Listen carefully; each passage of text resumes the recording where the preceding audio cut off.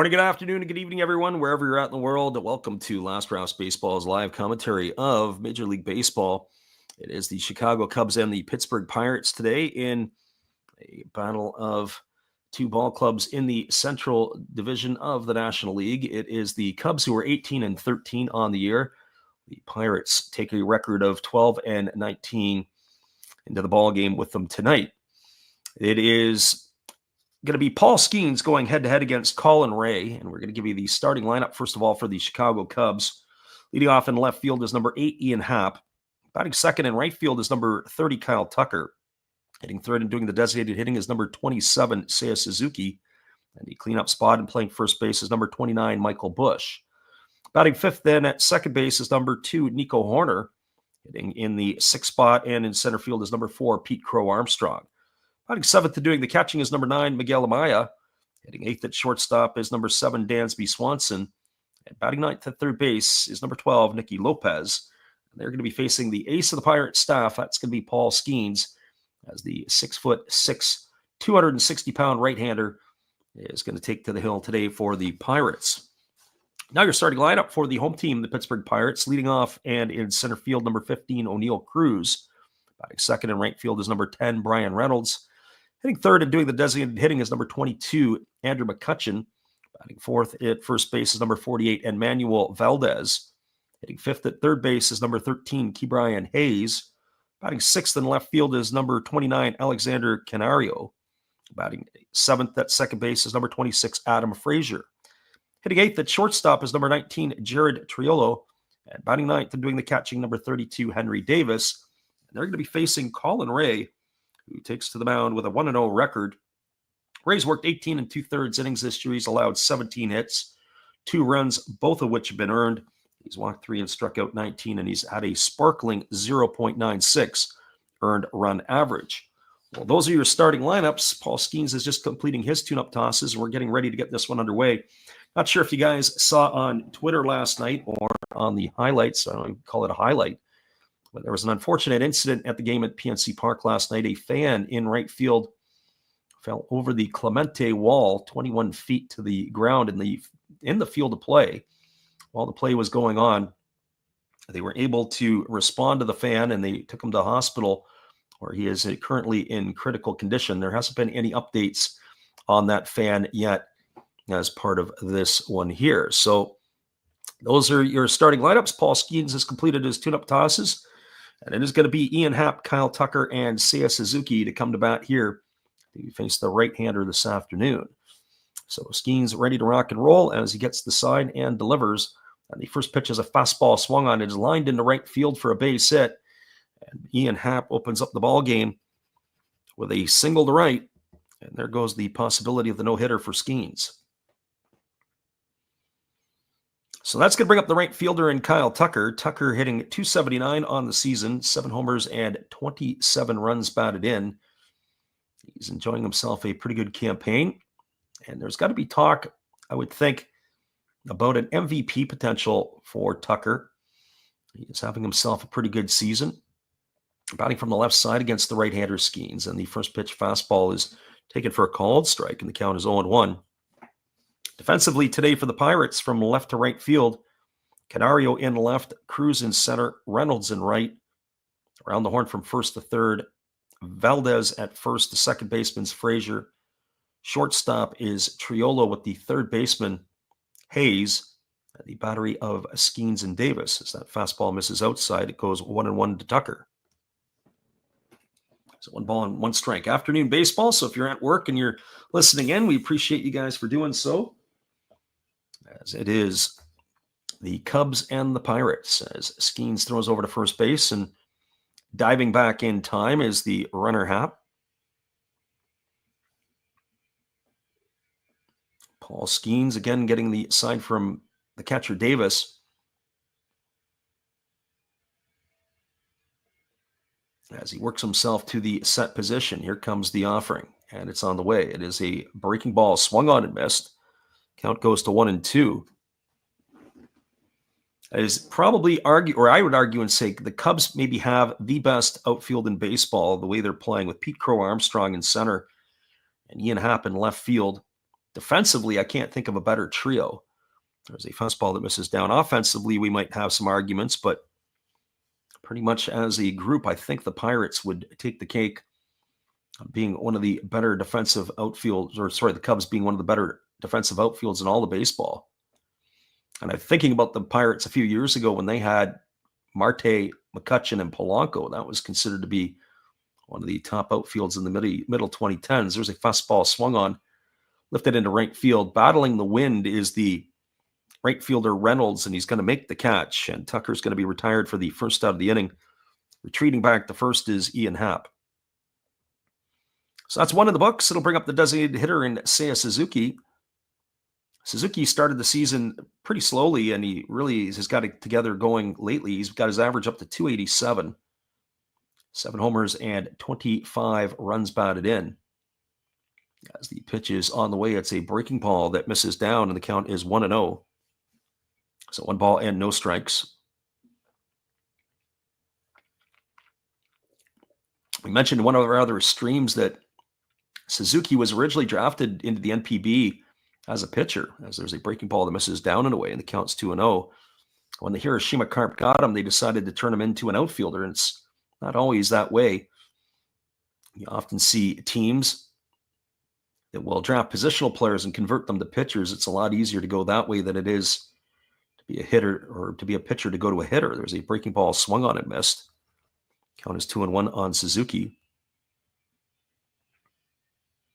It is a getaway game for these, or at least for the Cubs here, as they will be, as there's a fastball taken for a called strike, and the count now goes to 2 balls and 2 strikes to Seiya Suzuki.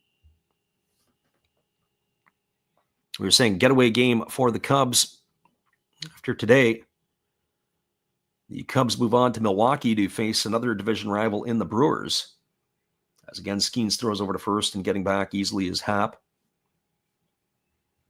Pirates, on the other hand, they stay at home, and they'll be entertaining the San Diego Padres. Padres are playing some good baseball right now.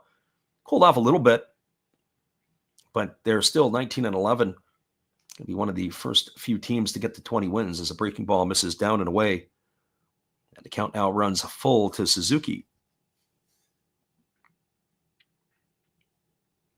So 3 balls and 2 strikes. Suzuki waiting here on the offering from the right-hander as Skenes holds at the belt. Now fires. There's a fastball swung on. It is lined into deep right center field. Moving over to his right and making the catch in front of the warning track is Reynolds. So that's 2 away here. Both of them have gone to the right fielder.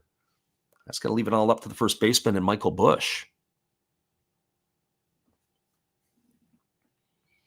Well, for Busch, he's hitting 276 in the early going. He's got 5 homers and 16 runs batted in as he steps to the plate here to face the right-hander Skenes for the first time today. Batting from the left side as the right-hander delivers. There's a fastball swung on. It's grounded over to the right side, fielded in shallow right field by Frazier. He throws to first, and that's going to retire Busch. It's a ground out 4-3 for the third out of the inning, and that will do it here for the Cubs in inning number 1. No runs in the inning. There was a hit. There was no errors. There was 1 runner left aboard. We are through a half inning. It is the Cubs nothing and the Pirates coming to bat. Stick around, everybody. We'll be back in just a few. Appreciate you guys for jumping in with us today on the Last Raps Baseball YouTube channel. Hello, this is Eric Fox, formerly of the Oakland A's and Texas Rangers baseball teams. If you want to learn about Japanese baseball, see Coach Fred of Last Raps Baseball. If you want baseball instruction, see Coach Fred. If you want to learn about golf, do not go to Coach Fred. Fred, what kind of club is this? At Last Raps Baseball, we know baseball. That's right, everybody. We know baseball, and it is going to be the Pirates coming to bat in the bottom of the first when we return after this musical timeout.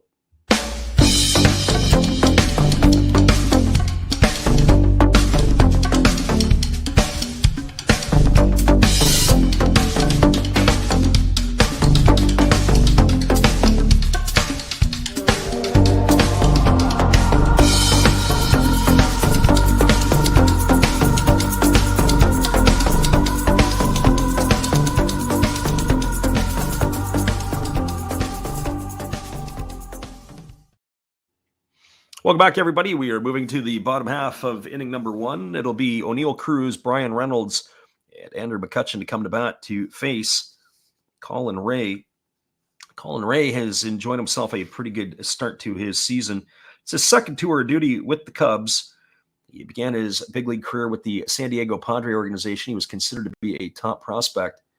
And then he had taken his act overseas to Japan, where he spent time with the Fukuoka SoftBank Hawks. And when he returned, he came to the Milwaukee Brewers, and he has followed his manager, Craig Counsell, back to the Chicago Cubs in the Windy City.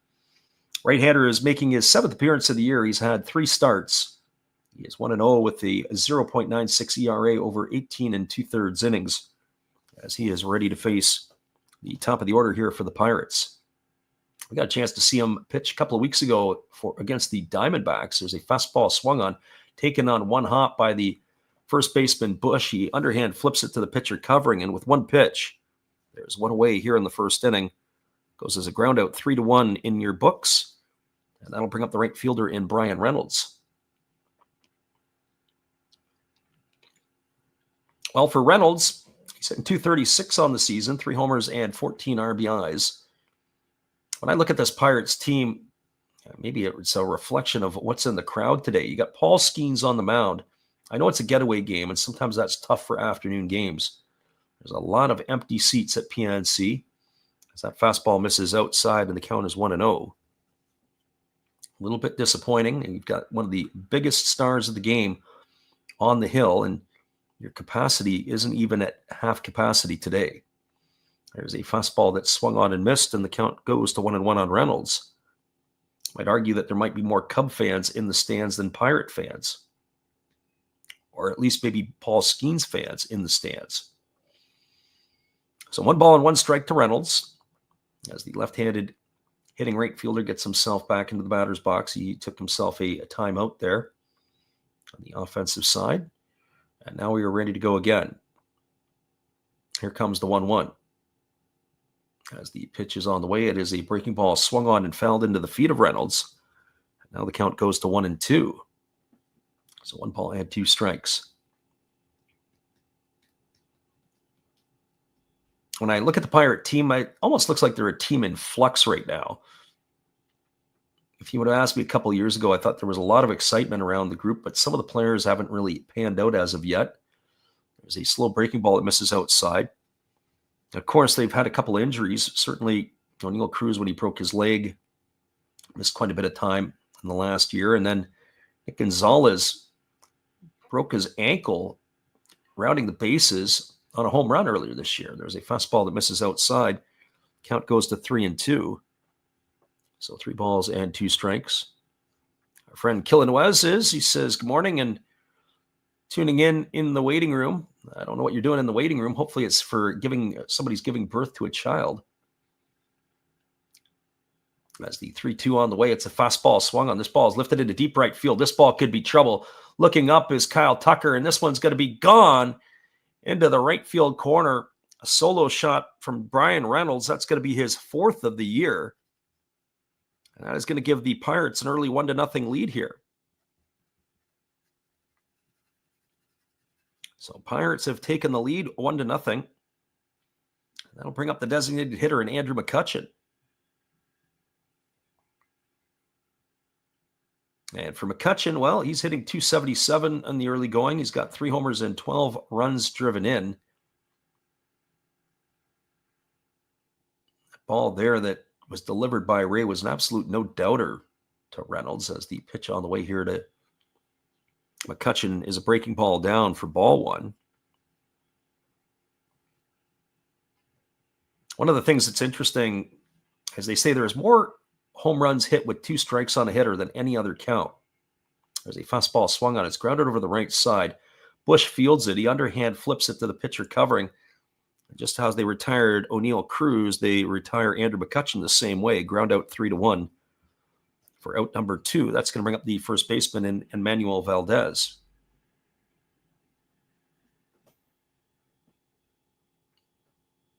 Well, for Valdez, he's hitting .227 in the early going. He's got a couple of homers and 11 RBIs. Batting from the left side here against the right-handed throwing Ray. As he waggles the bat, pitch on the way as a fastball center cut at 95 for a called strike.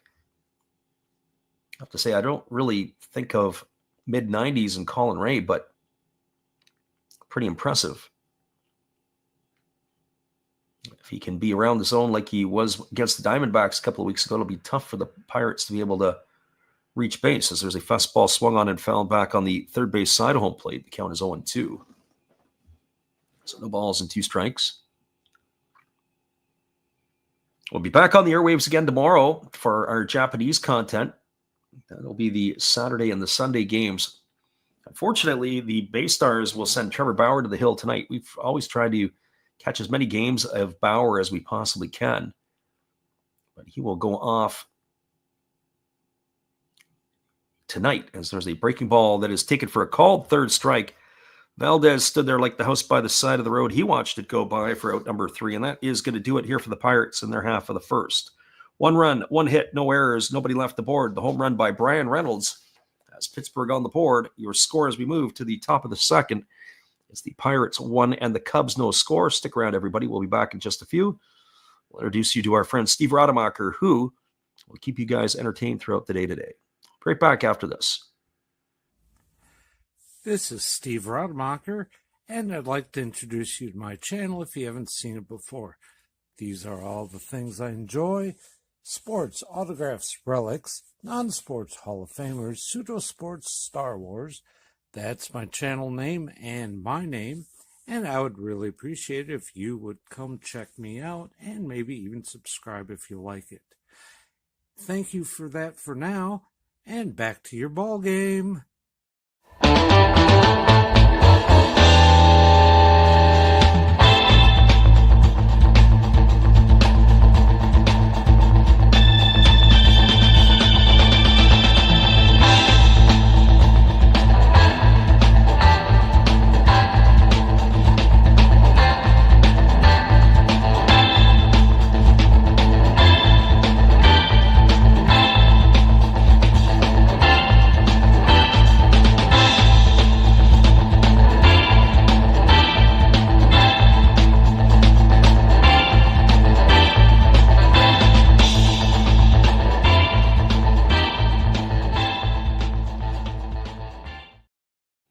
Welcome back, everybody. It is going to be the top of the second inning. Coming to bat for the Cubs will be Nico Horner, Pete Crow Armstrong, and Miguel Amaya. Our Filipino friend says he's going to the bullpen for now. And Killa says, not sure if you mentioned it. We did earlier on, and there has been no update since last night, at least when we got onto the airwaves today. So, unfortunately, there was a fan that fell out of his stands last night at PNC, as the first pitch is a fastball that misses outside to Horner. Horner batting .295 on the season, no homers and 14 runs driven in. Waiting here on the offering from Skenes as he kicks and delivers. There's a fastball that is swung on and missed. Count goes even at 1-1. Yeah, as we mentioned at the top of the stream, for those of you who didn't see it last night, if you want to go and take a look at it, it is on Twitter. All over Twitterverse, I guess, and you can find it on YouTube. Fan, unfortunately, in right field fell out of the stands during live play. Andrew McCutcheon, I believe, was at bat last night. The ball was hit into right center field, and all of a sudden the fan fell out of the stands. There's a fastball that misses down. It's approximately 21 feet from where the stands are to the warning track in distance. And he was on the field for a few minutes, and he was taken to hospital. He remains in critical condition. There's a breaking ball that misses down and away, and the count's 3-1 to Horner. What I don't understand, on a personal note, is how that possibly happened. The view, or the only angle that we were able to see, almost looked like that he had. It wasn't like he was pushed or fell over. It almost looked like he was jumping over. There's a fastball that misses inside. That's going to be ball 4 to Horner, as he's going to reach first base. And, you see in different parts of North America where you have people that maybe have some issues, but it almost looked like it was a somersault over the bar, which was crazy. But again, that's at distance and not getting the full picture. There's a first pitch fastball delivered to Pete Crow Armstrong, and he swings through and misses. Count is quickly 0-1. For Crow Armstrong, hitting .275, 6 homers and 21 RBIs on the year. As again, the right-hander Skenes delivers. Breaking ball misses outside, counts 1-1. Pittsburgh recently had a tragedy about 3 years ago at the football stadium where a fan had fallen off an escalator. And I believe that he was not just that he ended up dying, as there's a fastball swung on it, has popped up into shallow center field. Moving back on it is the shortstop Triolo, and he's going to be there to make the catch. Horner will retreat to first base. Armstrong in the books for the first out of the inning, and that'll bring up Miguel Amaya.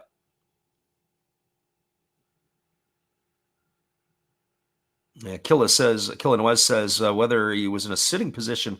I don't know if he was in a sitting position or if he was actually like in the aisleway. Like I couldn't tell, at that distance. Sometimes people will come down the aisleway between the two sections. There's a fastball taken for a called strike. Counts 0-1 to Amaya. Amaya hitting .283, couple homers and 14 RBIs. Regardless, you have a lot of people, a lot of eyes on that game last night. Probably a better attended crowd than today's, as there's a breaking ball missing down and away, and the count goes to 1-1 on Amaya.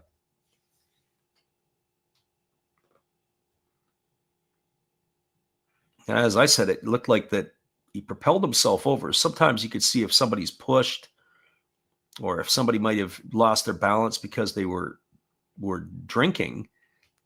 As the pitch is on the way, breaking ball misses down. The count goes to 2-1.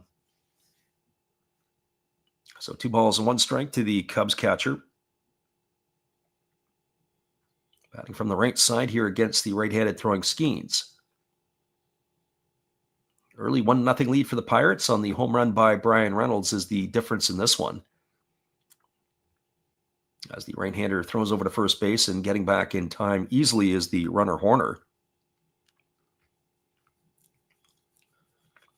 Well, I think that, there's different situations. I remember a number of years ago, one of the tragic ones with the Texas Rangers, where Josh Hamilton was playing in left field and he tossed the ball into the stands. There's a breaking ball swung on and fouled away, and the count's now 2-2 on Amaya. And, you do, as a player, you do what you think is the right thing. You toss the ball into the fans, into the stands, and I guess the dad was with his son, and he had leaned over the rail to try to catch the ball from Hamilton and fell headfirst into the bullpen area. Ended up, they needed to get the ambulance and everything else, had broken his neck and ended up passing away, unfortunately. All that for a baseball for his boy. It was a real tragic event. That had to be about 10 years ago, maybe more. Breaking ball misses down and away. It's now 3-2 to the Cubs catcher. And Killen points out, he says, they should have done another Skenes giveaway with all the empty seats. Yeah, there's a lot of empty seats at this game today. You've got arguably, I don't know if he's the best pitcher in baseball, as there's a breaking ball swung on and missed. Maya's in the books for the second out of the inning. It's going to leave it all up to the shortstop, Dansby Swanson. So, again, I don't know if Paul Skenes is the best pitcher in baseball. We can have arguments of that right now, but he's certainly arguably one of the hottest pitchers to watch in the sport. And if attendance today at PNC Park is 50%, that might be a bit on the generous side. Upper deck is really light. First pitch breaking ball, taken for a called strike. The count is 0-1 to Swanson. Swanson now hitting over 200. He's batting .203 entering today's game at 5 homers and 16 RBIs. Swanson has been off to a very difficult start with the bat this year, but his glove play has been pretty stellar. There's a fastball swung on and fouled away. Count remains at 0-2.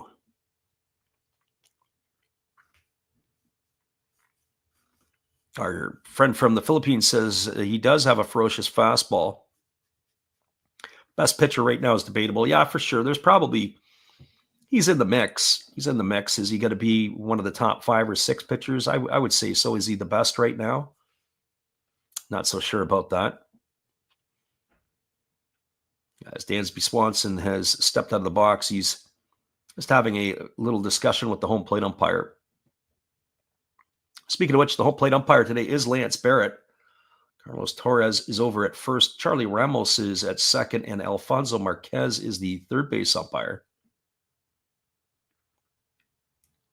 Not really sure what that delay is all about. But as Swanson steps back in, getting ready for the 0-2 pitch. I wonder if it has to do more with the discussion of whether or not is he charged timeout or not. I don't believe so on foul balls. There's a breaking ball missing down and away. Count is 1-2. And Killen Wes probably points out the best part. He is the most talked about pitcher in baseball. I would have to say that. Absolutely. There's not too many other pitchers that would have the talk that they are with him. He certainly generates a lot of buzz, whether it be on social media, or whether it be on the mainstream media, or whether it be the major leagues marketing his piece. Here's the pitch. Breaking ball swung on, and it's hammered foul down the third base line. The count remains at 1-2 to Swanson. Definitely when you have players of this caliber, and this is why, the debate is in Pittsburgh, why they have a hard time keeping their stars. They don't pay their stars. I think the fans are a bit jaded as well. They've had Garrett Cole, they've had Charlie Morton, Joe Musgrove, a lot of different pitchers over the years that have come through Pittsburgh. Never stayed. There's a fastball that misses outside, and the count goes to 2-2. One player I'd like to keep an eye on is Quinn Priester, the former first-round pick of the Pirates, who is now with the Milwaukee Brewers. There's a fastball swung on it. It is lined on one hop up the middle. It is fielded neatly by the second baseman, Frazier, who will step on the bag. And Swanson's going to be retired, or I should say Horners are going to be retired on a fielder's choice to 4 for the third out of the inning. And that is going to do it here for the Cubs. No runs in the inning, no hits, no errors, 1 runner left aboard. Your score as we move to the bottom of the second. It is the Pirates 1 and the Cubs no score. Stick around, everybody. We'll be back in just a few. And we'll carry on chatting with our chat when we return after this. This is our buddy Steve Rademacher. Be sure after the game to go check him out. He's got all kinds of crazy things on his channel. Oh, hello. Oh, hey. Yep. I'm just sitting here listening to Freddie call another game here on YouTube. Oh, yeah, going really good. He's calling a great game, really exciting, lots of stuff going on. You're lucky it's commercial break right now. I got a second. Oh, yeah, of course I'm having a cold one. Oh, yeah, got plenty of videos coming up this week. You should stop in, check them out, leave a like, tell other people. But, Freddie's coming back. I got to go catch the game. I will check in with you later. You have a good night, buddy. Bye. Welcome back, everybody. That is our friend Steve Rademacher, and be sure to check out his channel after the game. He's got all kinds of wild and crazy things that he likes to do over there. We'll be back in 30 seconds with all the action. It is 1-0 for the Pirates over the Cubs.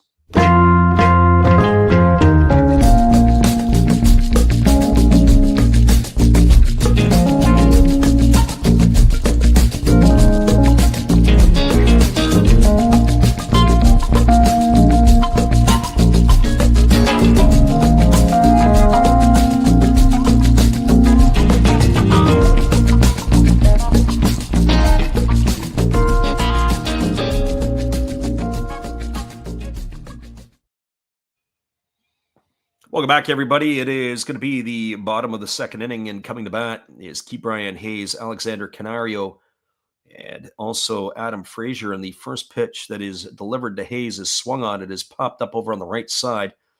It's in shallow right field. It's playable. Moving over to make the catch is the second baseman, Nico Hoerner.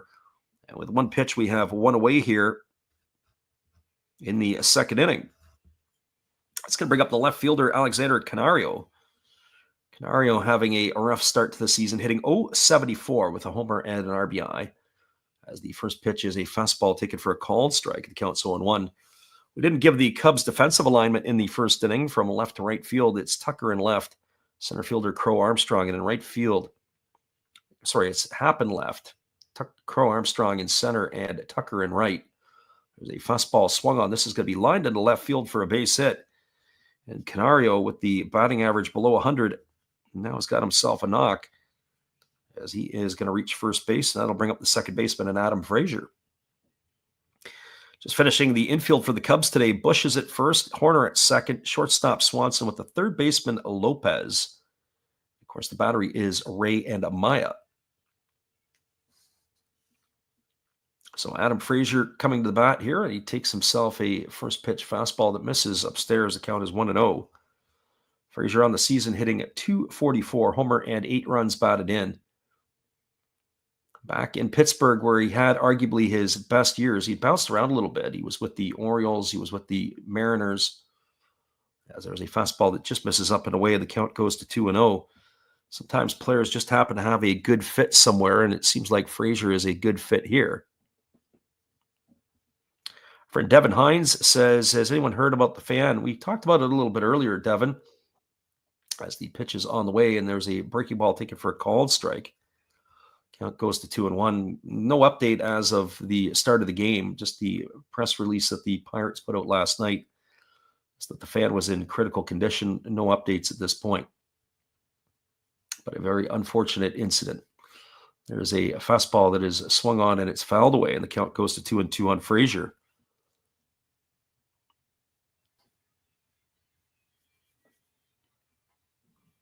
So, yeah, that's unfortunate. And we talked about that, about Josh Hamilton.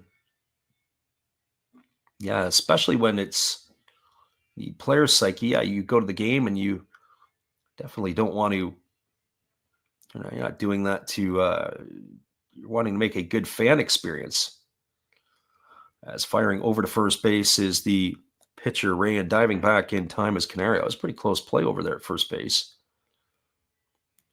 Here's the pitch from Ray. It is swung on and fouled away down the left field line. The count remains at 2-2 to Frazier. I look at this Pirate lineup, though, and a couple years ago, I thought, hey, this is going to be one of the best emerging teams in all of baseball. Star shopping in the house. Welcome today. There's the pitch, and there's a fastball swung on, and it's grounded over to second. They go over to second for one, back to first. It's going to be in time, and that's going to be a double play. That is going to be of the 4-6-3 variety, and that is going to do it here for the Pirates in their half of the second inning. So an unconventional 1-2-3 inning as Canario erased on the double play. No runs, 1 hit, no errors, and nobody left the board. We're now through 2 complete. Your score is the Pirates 1, the Cubs no score. Stick around, everybody. We'll be back here in just a few. Appreciate you guys for hanging in on the Last Raps Baseball YouTube channel. It is our friend Steve Rademacher once again to keep you all entertained. Hello, guys. Thank you for joining Freddie here on his baseball game. And I'm Steve Rademacher, and my channel is really all about everybody, including all my international friends. We have such stuff as non-sport packs from Canada, the OP Cheese. We have the Greek Freak. We have money from around the world. We have lira. We have yen. We have francs. We have pounds. We have Deutschmarks. We have all kinds of cool stuff like that.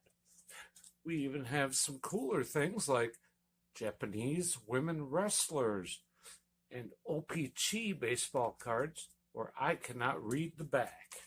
We even have unopened material like the royal family, I know it's backwards, from London, England.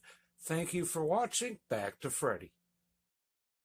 Appreciate you there, Steve, and the support you give to our channel. In turn, be sure to check out Steve Rademacher after the game. He's got all kinds of wild and crazy things. This game skipping along pretty quickly as we were moving to the top of the third inning. Slated to come to bat for the Cubs will be Nicky Lopez, and then the top of the order in Ian Happ and Kyle Tucker. Our friend Devin was saying about some of that stuff, and as well as Killa, about the fan incidents and the fall incidents. The thing is that when you're talking about the fans or you're talking about people at the game, it's the decision making. How does that even happen? It's almost like the gene pool in life. How does that even occur when you have different people? There's a fastball taken for a called strike to Lopez. Judgment, is it alcohol that's induced? Does the person have some mental issues? How does that even occur? And sometimes you just can't, you can do all the things that you think should be in place to protect the fans. but the fans sometimes can't protect themselves. There's a breaking ball that misses down, and the count goes to 1-1. Lopez is 0 for 8 this season with the Cubs. He's looking for his first hit for the Northsiders, as there's a breaking ball that misses down, and the count's 2-1. It's really the first time I've extensively watched Paul Skenes pitch. I've seen a lot of highlights, tons of highlights. But when you watch him pitch to pitch, sequence to sequence, there's a fastball swung on. It's grounded, or is it caught? No, that's going to be, I thought it was going to be on one hop, but it looks like it was caught by Frazier. That's second base, and that is going to retire Lopez for the first out of the inning. He hit the ball hard. We'll get a look at that one again. It looked like it was on the short hop, but no, the umpire said no. Devin says, do we know which side they fell on? Because if he fell from the right field fence, yeah, it's a high fall. He did fall from right field, and it's about 21 feet, they said, from the distance. First pitch breaking ball down to Happ for ball one. Happ 1 for 1 today. He singled his first time up. Skenes gets the sign from Davis and delivers. Fastball misses outside, and the count now goes to 2-0. Devin says, best pitcher since Jose Fernandez. Yeah, Jose Fernandez was pretty electric. It's too bad his career was short-lived. There was a breaking ball taken for a called strike. One of the things I noticed with Skenes, a lot of his stuff moves from right to left. So fastball, his movement is like a cutter, and he's got a slider that moves that way as well. There's the pitch. It's a breaking ball that misses outside. So I wonder where his development will be in adding a changeup that would, or a sinker that wouldn't be as much going across the body as it would be moving down and away from a left-handed batter or into a right-handed batter. There's a fastball that just misses outside. It's going to be ball 4. So Ian Happ's going to be aboard for the second time today.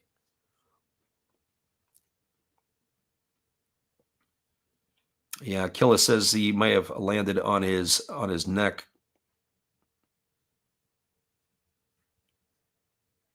Yeah, Killa also points out he has a side angle on his reach. Yeah, is really low 3/4. Maybe not low 3/4, but maybe, yeah, I'd say low 3/4 in terms of his delivery. There's a fastball that misses outside. The count is 1-0 to Tucker. But I would like to see possibly another pitch or a different type of that. But right now, when you have a power arm, you don't necessarily have to rely on too many off-speed pitches, but he is fastball slider heavy. Things that are easier on the arm, certainly if he has a development of a two-seamer, possibly even something of a sinker, which is the cousin to the two-seam. Those type of things a little easier on the arm. There's a fastball that catches the inside corner, and count goes to 1-1. But there's also something too I want to point out, and that is sometimes depending on the arm slot of the pitcher or how the pitcher is built, just because you want to teach somebody a curveball doesn't mean that their curveball is going to be the same as somebody else's, whether it's their hands, whether it's the arm action.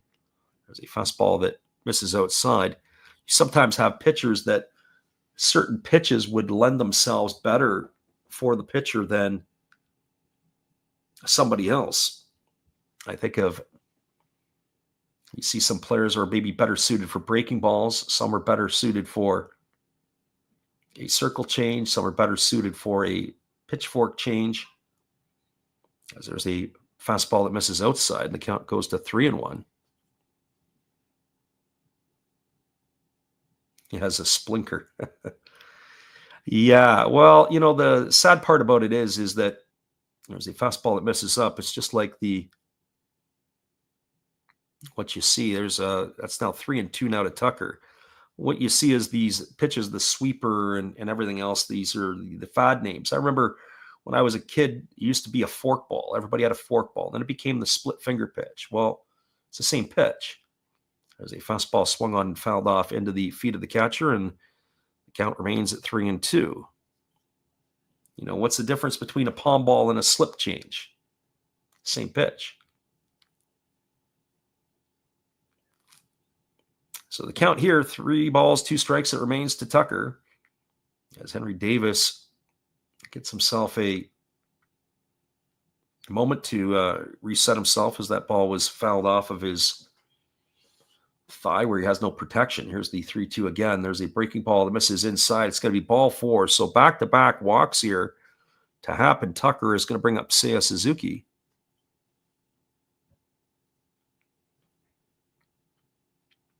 Yeah, the old palm ball, probably the one that I think of more recently, probably with the greatest palm ball of all time, has to be Trevor Hoffman.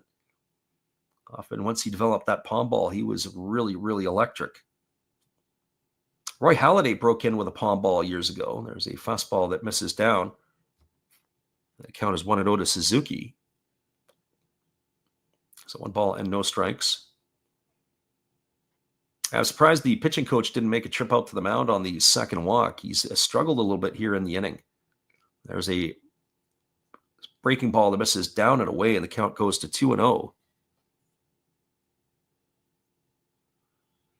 Yeah, Trevor Hoffman was pretty nasty. That was one. It's just like Mariano Rivera's cutter. Trevor Hoffman's palm ball got him into the hall. There's Henry Davis going out to the mound to have a discussion with Paul Skenes.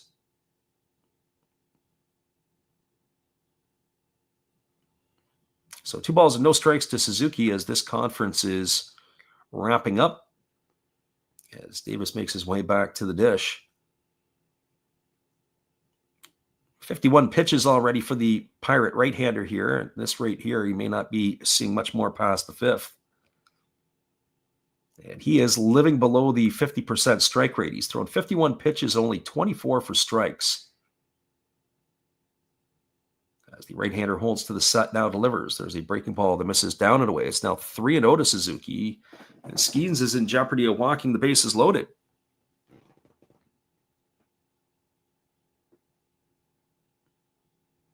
So the Cubs here ready to do damage and haven't done anything yet. There's a fastball that misses down and away. It's going to be ball 4. And Skenes has walked the bases loaded. Happ advances to third. Tucker's at second. It's going to bring Michael Busch to the plate. And I still don't see anything in the Pirate dugout coming out. Maybe the pitching coach has got the day off today.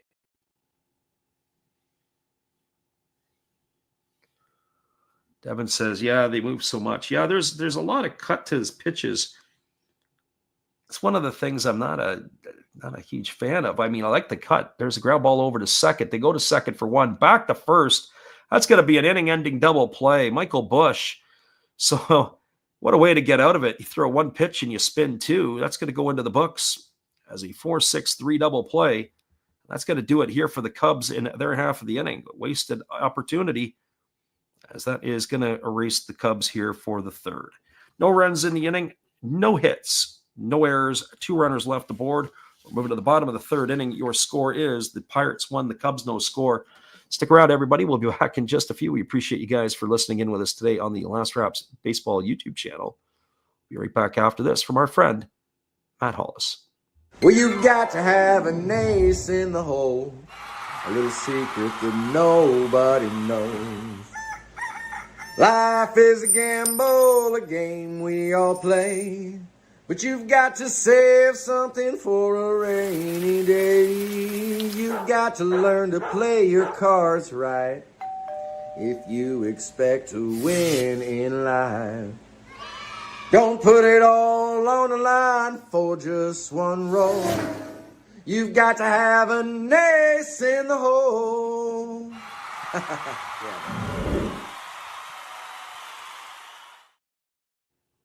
That's right, everybody. That is our friend Matt Hollis. Be sure to check him out after the game. We'll be back in 30 with all the action right after this.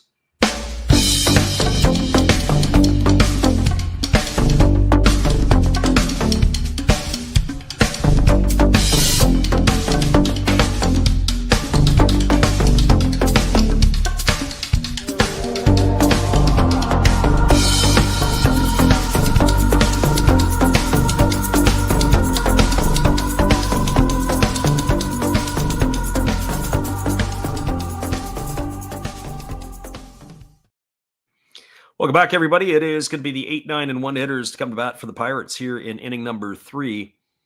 One of the things that Devin had mentioned up earlier on, he says about the motion speed of his pitches and the amount of movement.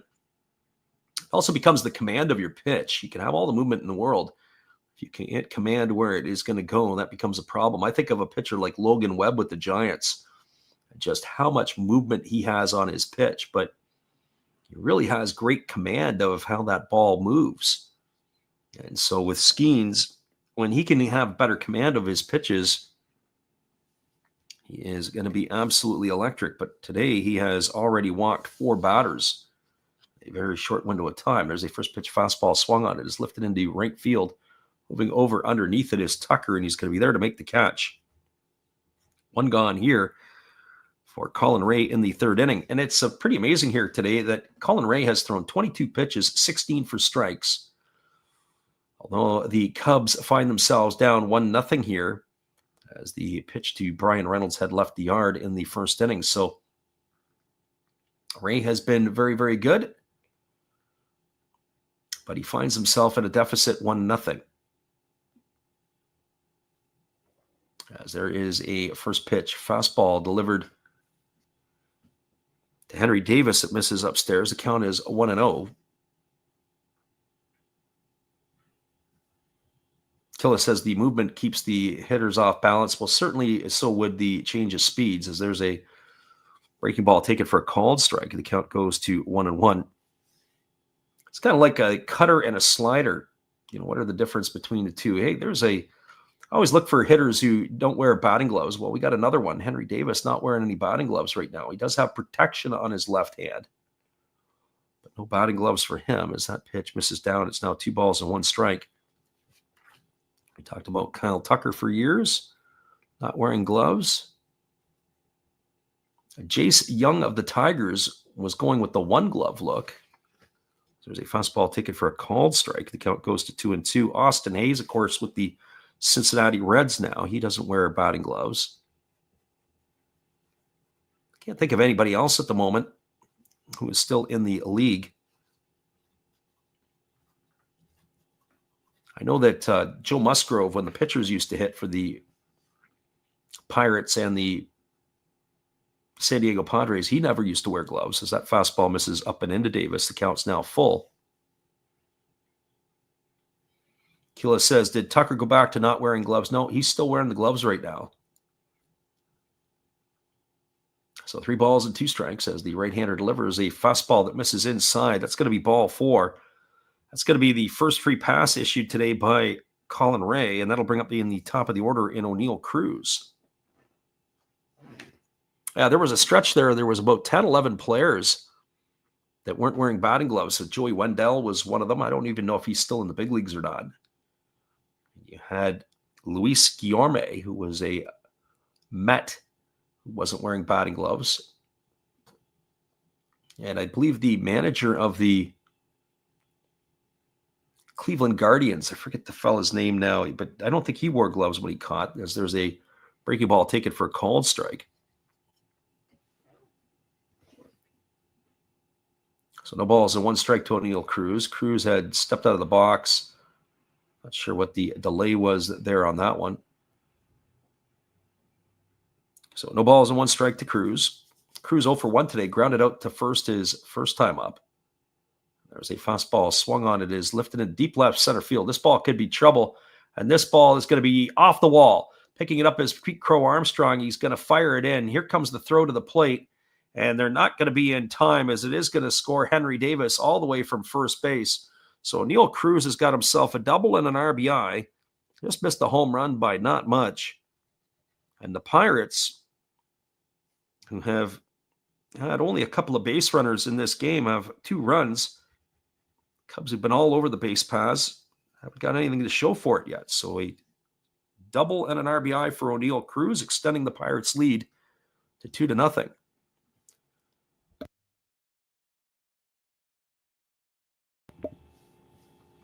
Our friend Killen Wes says, no batting gloves in the big leagues is definitely a flex move. That indeed. As the first pitch on the way is a fastball that misses outside to Brian Reynolds. Reynolds, 1 for 1 today. He hit the home run back in the first inning to get the Pirates on the board. That was actually a really good piece of base running there by Henry Davis. Henry Davis had rounded the bag at second base. He had to be sure that that ball was caught. And then he put on the accelerators and got all the way around the bases. There's a fastball that misses outside, and the count now goes to 2-0 on Reynolds. So 2 balls and no strikes. And the right-hander holding to the set position. And the pitch on the way is a fastball that misses low, and the count goes to 3-0. And you think about it for Paul Skenes, who's not been sharp today, have a 2-0 lead. That's pretty good. So 3 balls and no strikes here to Reynolds. Ray delivers a fastball. That's going to be ball 4. So after the flyout to right field by Triolo, it's been a walk, a double, and a walk here for the Pirates. That is going to bring the pitching coach out of the Cubs dugout. Mean Paul Skenes. Or Paul Mean Skenes. Yeah, that could be that has a good rhyme to it. You should patent that, Killa. So that's going to bring Andrew McCutchen to the plate after this conference is over. The Pirates have runners at first and second with 1 gone. Just as Paul Skenes was able to induce a double play, Colin Ray will be looking to try to do one here for himself. McCutchen is 0 for 1 today. He grounded out the first baseman his first time up.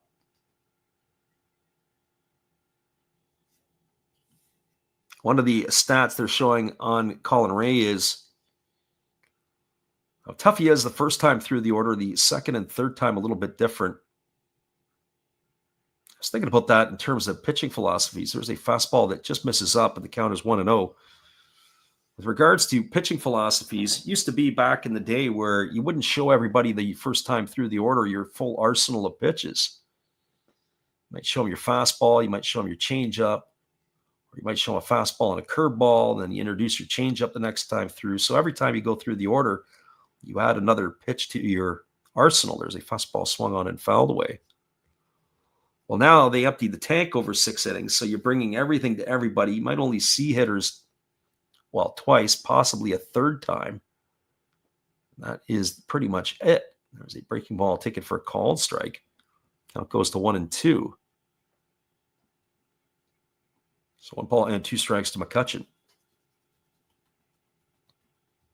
That's a philosophical change in the last 10 or 15 years.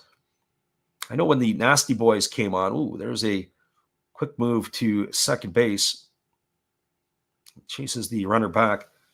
It's kind of like in spring training. In spring training, early in spring training, pitchers used to come out and they used to just really work on the command of their fastballs, and they work inside and out. Maybe they would have a second pitch, and then the later you would go in spring training, pitchers would start adding, especially the starters, would add to their arsenal. When you think of the Nasty Boys of Dibble and Charlton, that really changed the game in the late 80s, early 90s, where those guys would come out of the bullpen throwing whenever at the time, the 90s to 100, and starting pitchers weren't necessarily going to have to go the 7 innings. All they have to go is 6, and they get out of there and pass it over to the bullpen. There's a fastball that swung on it, is lifted into right field, moving over underneath it, and making the catch is Tucker. And tagging at second, but staying at second, is Cruz. That is going to retire McCutchen for the second out of the inning. It's going to leave all up to the first baseman, Emmanuel Valdez.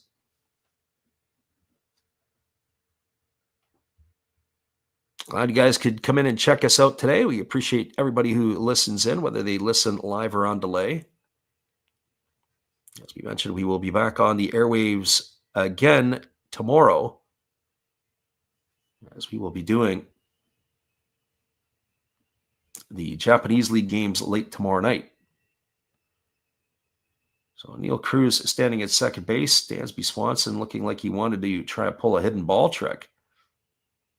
So here comes the first offering to Valdez. It's swung on, it has popped up over on the third base side, giving chase, but it is going to drift into the seats. Nicky Lopez went right over to the fencing.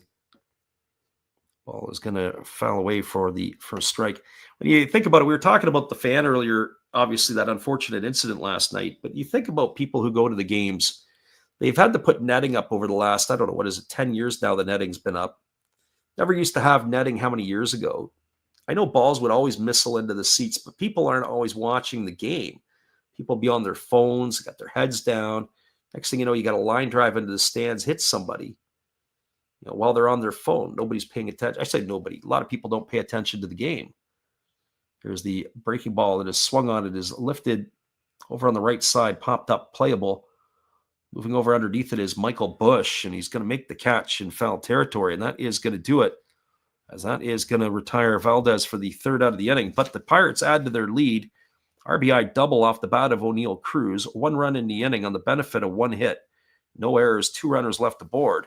We're now through 3 complete. Your score is the Pittsburgh Pirates 2 and the Chicago Cubs no score. Stick around, everybody. We'll be back in just a few. Appreciate you guys for being here. Our friend Herbert Williams says, new listener from Rocky Mount, North Carolina. We appreciate you for listening in, Herbert. We'll be back in just a couple moments. Hello, this is Eric Fox, formerly of the Oakland A's and Texas Rangers baseball teams. If you want to learn about Japanese baseball, see Coach Fred of Last Raps Baseball. If you want baseball instruction, see Coach Fred. If you want to learn about golf, do not go to Coach Fred. Fred, what kind of club is this? At Last Raps Baseball, we know baseball. Our friend Gracie Lynn has also checked in. Appreciate you there. Sometimes we're not always looking at the chat, but we're glad you can make it in here today. Hopefully you brought the good weather with you. We'll be right back here in just a couple moments. We appreciate everybody who does pop into the channel, and whether you listen live or on delay. It's great to have you here. I know we're not doing the NPB game, but you can join our Facebook page. You got all the information you need about the Japanese baseball on our Facebook group. You are listening to live NPB commentary with Last Raps Baseball. Be sure to check out our podcast, The Japan Baseball Report, either on YouTube or wherever you get your podcasts. Be sure to join our Facebook group as well. It is NPB Japan Baseball Report. Stay up to date with all the other followers who are a fan of the Japanese game.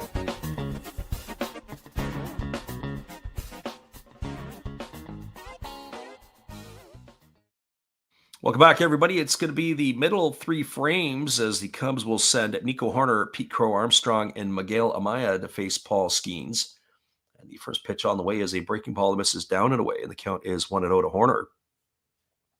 So 1 ball and no strikes. We do have our games set up for the weekend, but we haven't put our next week's schedule up yet, as there's a breaking ball waved at and missed. The count now goes even at 1-1. We said our goal this year was to try to get through 150 games combined of the NPB and of Major League Baseball. And we are on a pretty good clip for that. I think we were around 40 games as of yesterday, so not bad for the month of April. That includes spring training games and the World Baseball Classic qualifiers. As the pitch is on the way, it's a fastball swung on. This ball's lifted into deep left field, drifting back and then turning, and then having to make the catch is Canario.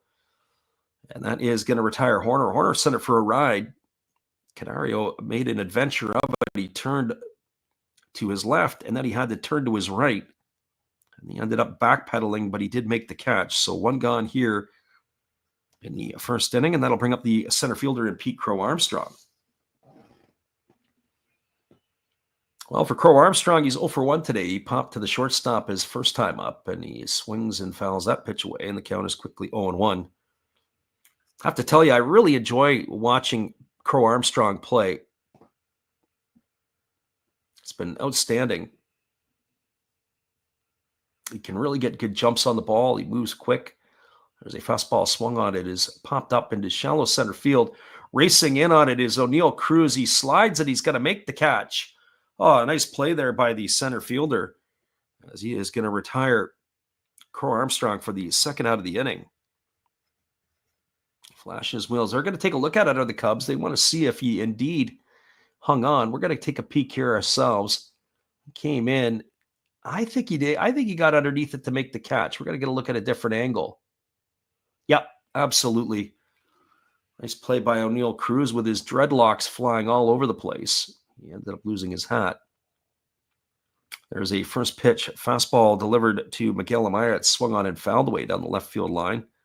Count is quickly 0-1. Killa says, since calling games, my experience at the ballpark is a lot different. I can't fully concentrate on the game when I'm at the park. Can't enjoy the game. There's a fastball that misses inside, and the count goes to 1-1. I was at a game last night. I was at the game between the Hillsborough Hops and the Vancouver Canadians. I sat through the full 9 of it. But when I go, I watch it in a different way as the pitch is on the way. There's a breaking ball taken for a called strike.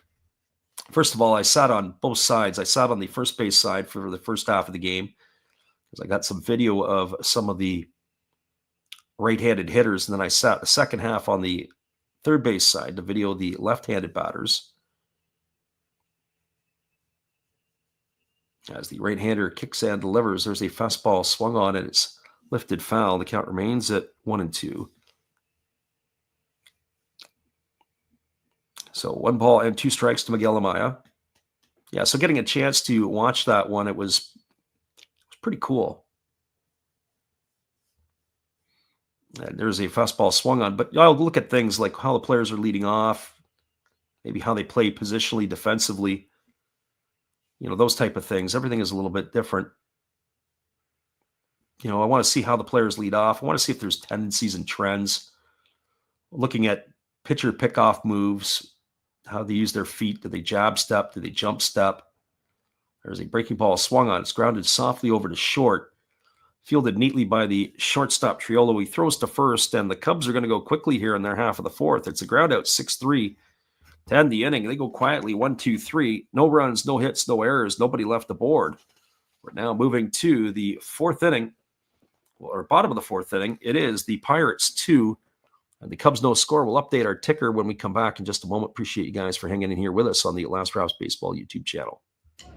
Good evening, ladies and gentlemen. Namaste. Hey, I hope you guys have been enjoying the game. My name is Hollis. I've got a YouTube channel called Another Hollis Build. I love baseball cards. I open up brand new product for you guys. I open up old stuff. I do breaks. I do auctions. All kinds of stuff concerning baseball. I'm Friars faithful, Padres to the end. I also love Garbage Pail Kids and my animals. I have a ton of animals. It's like a mini petting zoo here around my house. I also love my city. San Diego, baby. I'll take you all around the city and show you what's up.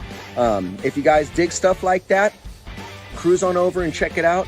It's Another Hollis Build. If you dig it, subscribe. I'd really appreciate to have more follow me along on the journey. Hey, either way, you guys have a wonderful day or a beautiful, beautiful evening. No matter which one it is, make sure that you make it great, my friends. Big up Last Raps Baseball. Yeah, Freddie, let's go. One love and peace. Yeah, man.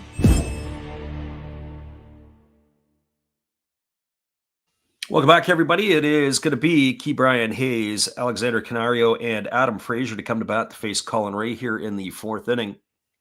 We were talking about how you watch the game in different ways. It was kind of interesting. I had a group of kids, older kids with me a couple of weeks ago, teenagers, went to the game, kids that we're working with, and in the middle 3 frames of the game, I gave them all cue cards and made them spread out across the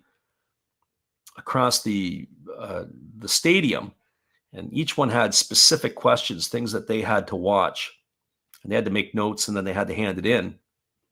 I haven't read everything yet from the kids, but it's more along lines to see how they think and how they operate and how they watch the game. And then at the end of the game, of course, they all got back together to sit down and to chat. Fastball swung on it, is popped up in the middle of the infield. Camping out underneath it is the second baseman Horner, and with one pitch, Brian Hayes is retired. The same way he was the first time when they pop up to the second baseman. He's gone for out number 1, and that's going to bring up the left fielder in Alexander Canario. Well, Canario, he's a 1-for-1 today. He had a single his first time up. He raised his batting average to 107 as the pitch is a fastball that misses up and away, and the count is 1-0. Our friend Killen says, that's a cool idea. What kind of questions? Well, it could be specific. It could be technical. It could be, for example, some kids are working with the leadoffs. So how does a player lead off the base? Because there's a fastball swung through and missed. When we teach it, we like to keep it simple. It's when we get out to our standard 12-foot lead, it's left, right, left, pivot and one shuffle off the base, and that gets you to your standard lead, especially when you're working with young kids. But they don't always do that in professional ball. They have different ways. There's different ways to skin a cat. Fastball swung on, grounded softly to second, fielded by Horner. He throws to first, and Canario is going to be out for the second out of the inning. It's going to bring up the second baseman in Adam Frazier. Just as Herbert says, baseball is a thinking person's game. It is a cerebral game. You have to make sure that you're doing that. Sometimes I'll ask the kids to watch the pitchers on the pre-pitch routines before or in between innings.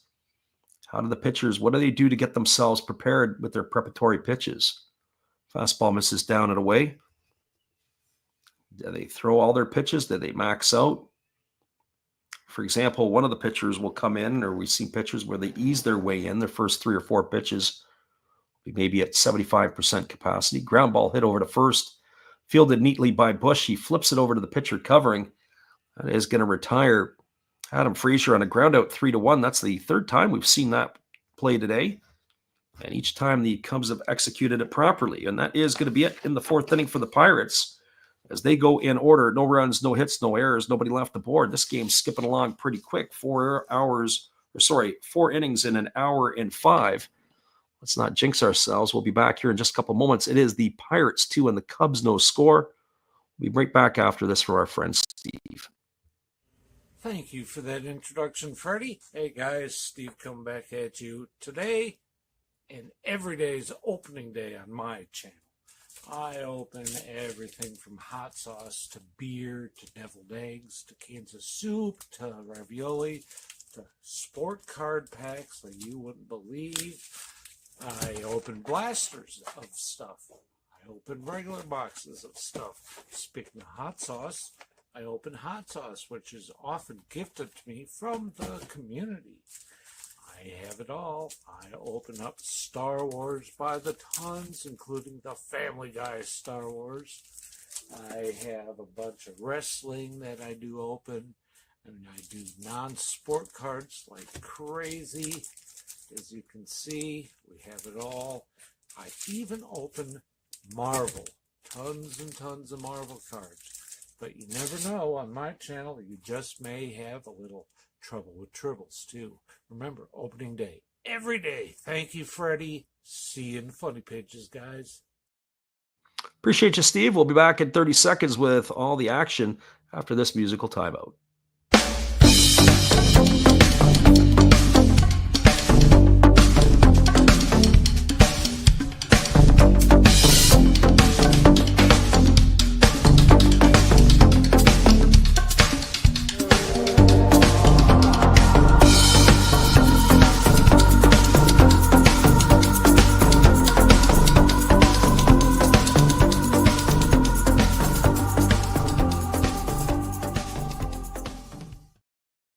Welcome back, everybody. The first pitch delivered to Dansby Swanson was a breaking ball taken for a called strike, and then he swings through another breaking ball and fouls it off of the catcher, Henry Davis. Henry Davis has been a bit of a pinata here today. He's been hit a couple of times, as it's 0-2 here to Swanson.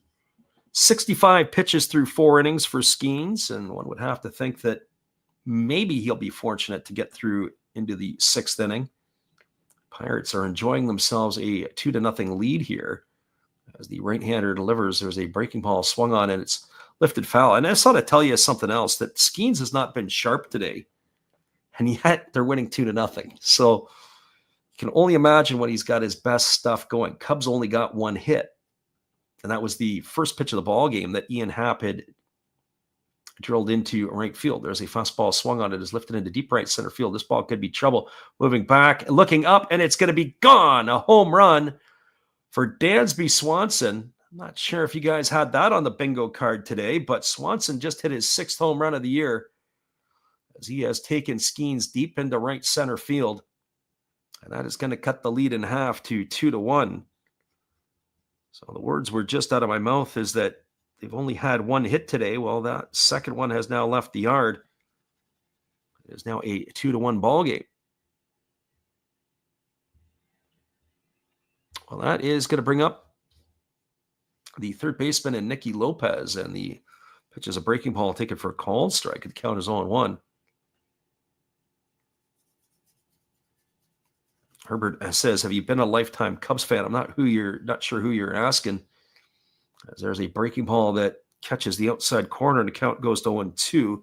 Definitely not a Cubs fan, but not a fan of the Pirates either. We like to call baseball a lot.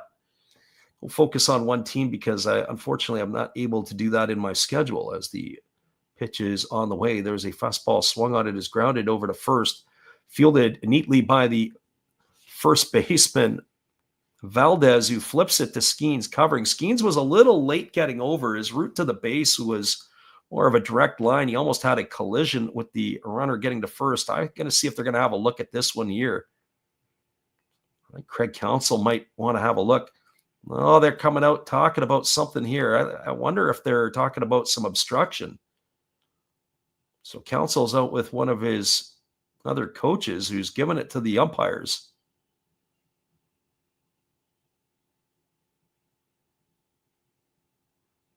And I don't know if that's going to be the end of the night. Boy, that's a quick hook.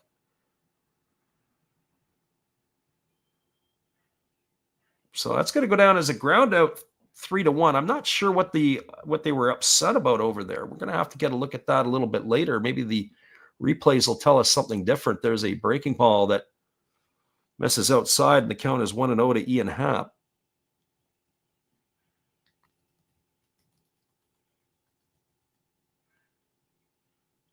As the pitch comes on this way, it's a breaking ball that is swung on and missed. The count goes to 1-1. Yeah, our friend Gracie Lynn says, yeah, we're Tigers fan. Yeah, that's who we grew up.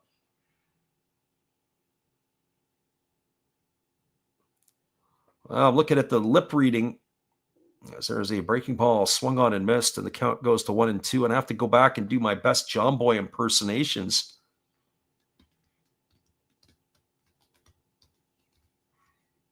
So 1 ball and 2 strikes to Happ as he waits on the offering from Skenes, who delivers.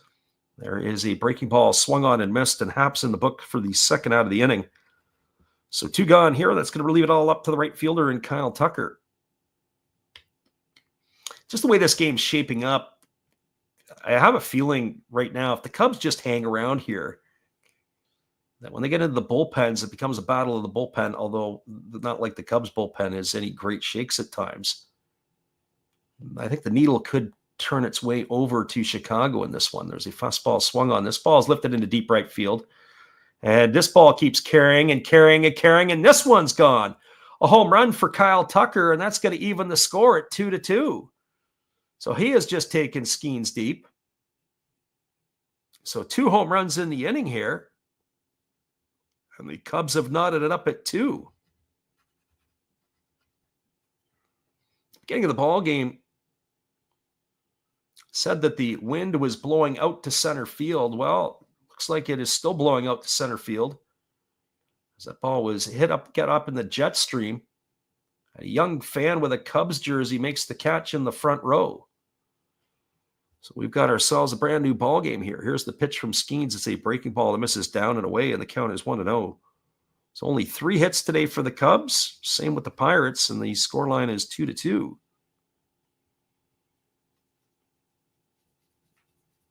And the pitch on the way is a cutter that misses down and away, and the count now goes to 2-0 on Seiya Suzuki. Well, it kind of makes me wonder if we're going to see Skenes in the next inning or not. He's at 79 pitches already. At that point in time, will the Pirates be looking to go to their pen? There's a breaking ball missing down and away. Counts now 3-0. As we mentioned earlier, the walks have been a bit alarming here. He's already walked 4 batters in this one as Skenes. 3-0 on the way to Suzuki. And there is a fastball swung on. This ball is belted into deep left field. This ball is going to be trouble. And this ball is gone.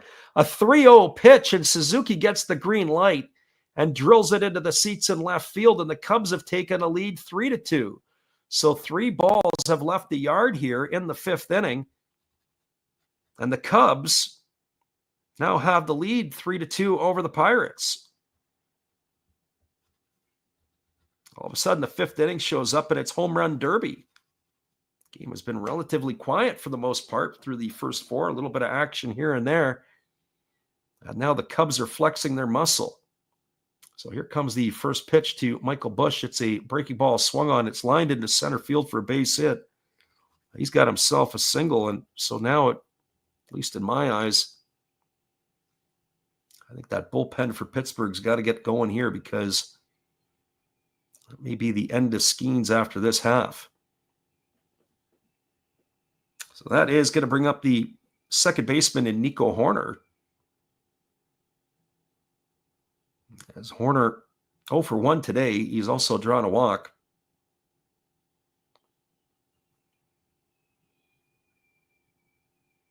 They do have action up in the bullpen. It is a left-hander. It is Joey Wentz, the former Detroit Tiger and Chicago Cub. There's a breaking ball taken for a called strike. Count is 0-1 to Horner. Chicago Cubs not messing around here, as they have jumped the Pirates for 3 runs in the 5th. Here's the pitch. There's a breaking ball that misses way outside, and the count goes even at 1-1. So 1 ball and 1 strike to Nico Horner.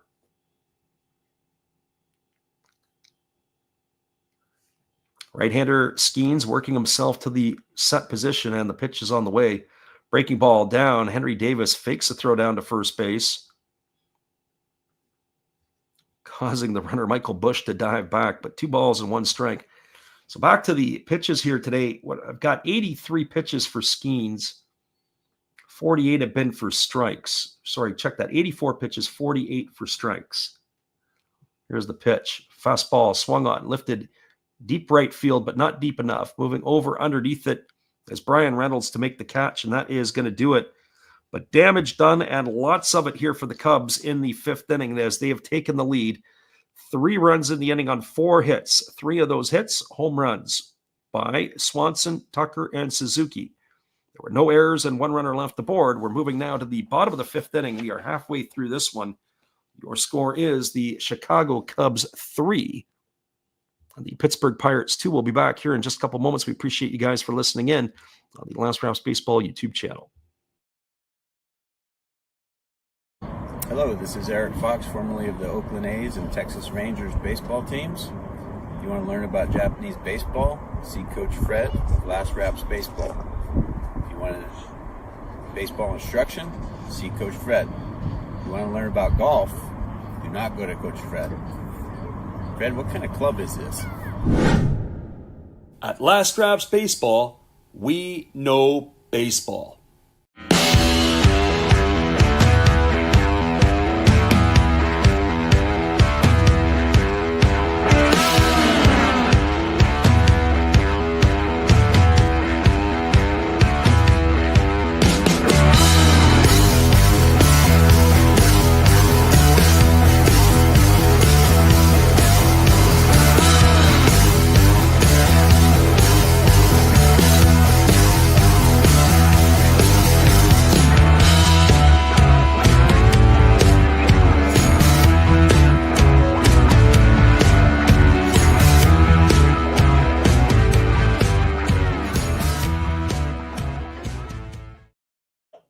Welcome back, everybody. It is going to be the bottom of the batting order to lead it off here. It'll be Jared Triolo, Henry Davis, and then O'Neill Cruz for the Pirates against Colin Ray.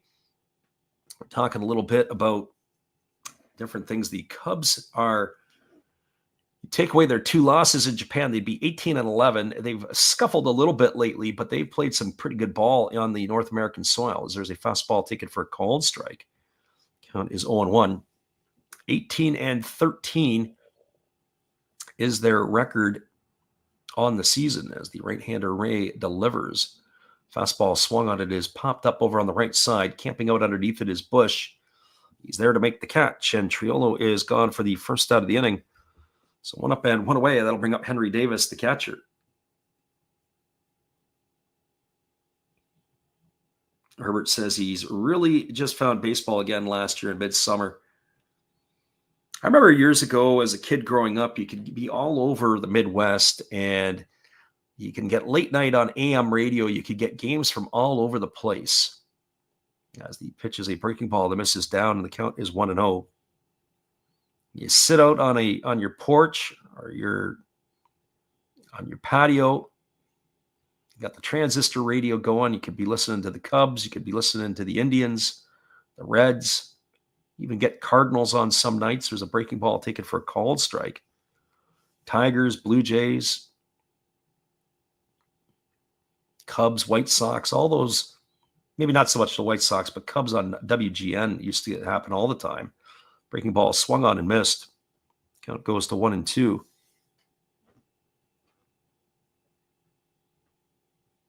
Killa says the Cards broadcast games from a high-frequency station. Yeah, I'm not sure. I remember Detroit was WJR 760. They used to call it the Superstation. I forget what their watts were. There was a breaking ball that misses down to Davis. It's now 2 balls and 2 strikes. WGN. Usually the AM stuff was more north-south.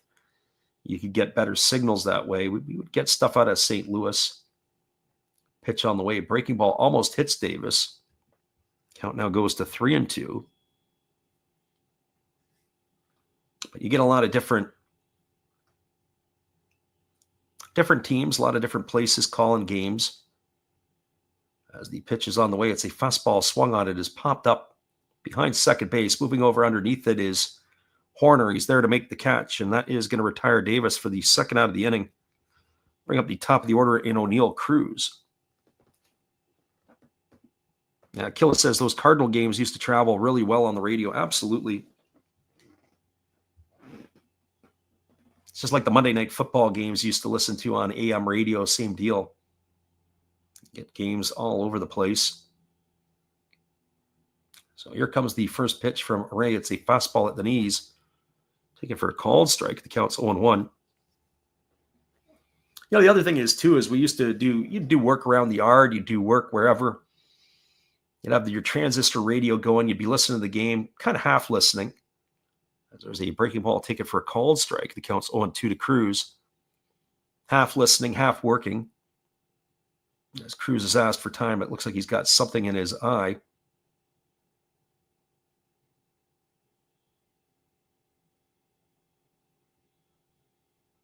So no balls and 2 strikes to the left-handed hitting center fielder of the Pirates. Pitch on the way. Fastball misses up and in. It goes to 1-2. Killa says he would fall asleep listening to Vince Scully calling games. Herbert used to say he used to hear the LA radio stations at night. Yeah, on the West Coast, you could also get Hawaiian stations sometimes at night, too. Breaking ball misses down and away. Counts 2-2. It's always kind of neat. Get to hear some different radio stations and different stuff, but a lot of things have changed over the years. Here comes the 2-2 offering. Breaking ball misses down. It's now 3-2 to Cruz. Cruz has accounted for half the runs today. He drove in Henry Davis his last at bat with a double. Brian Reynolds is the other run for the Cubs, or for the Pirates, as he hit a home run in the first. There's a fastball swung on and fouled away. Count remains at 3-2. Yeah, good memories, good times. It's part of Americana that has been lost, at least in my opinion. You don't get to hear some of that stuff anymore. The things have changed with the advent of technology. There is a breaking ball swung on and missed, and that is going to retire O'Neill Cruz. He's going to be gone for the third out of the inning, and that will do it here in the fifth for the Pirates. Well, they go in order. No runs, no hits, no errors, nobody left aboard. And that is 8 set down in a row by Colin Ray. You're now going to the top of the 6th inning. It is the Cubs 3, the Pirates 2. Stay with us, everybody. We'll be back in just a few minutes with all the action. We appreciate you guys for hanging in here with us on a beautiful, beautiful Thursday afternoon for baseball, wherever you're at. It is always a great day for ball. We'll be back in just a few after this from our friend, Steve. Oh, hello. Oh, hey. Yep. I'm just sitting here listening to Freddie call another game here on YouTube. Oh, yeah, going really good. He's calling a great game, really exciting, lots of stuff going on. You're lucky it's commercial break right now. I got a second. Oh, yeah, of course I'm having a cold one. Oh, yeah, got plenty of videos coming up this week. You should stop in, check them out, leave a like, tell other people. But, Freddie's coming back. I got to go catch the game. I will check in with you later. You have a good night, buddy. Bye. Appreciate you there, Steve, and the support you give to our channel. We'll be right back after this as Kyle Tucker, his little video that we have, we like to put that up every once in a while. We got to shoot out some more here in the next bit, but we haven't caught ourselves up on some of the other pieces. Here's Tucker.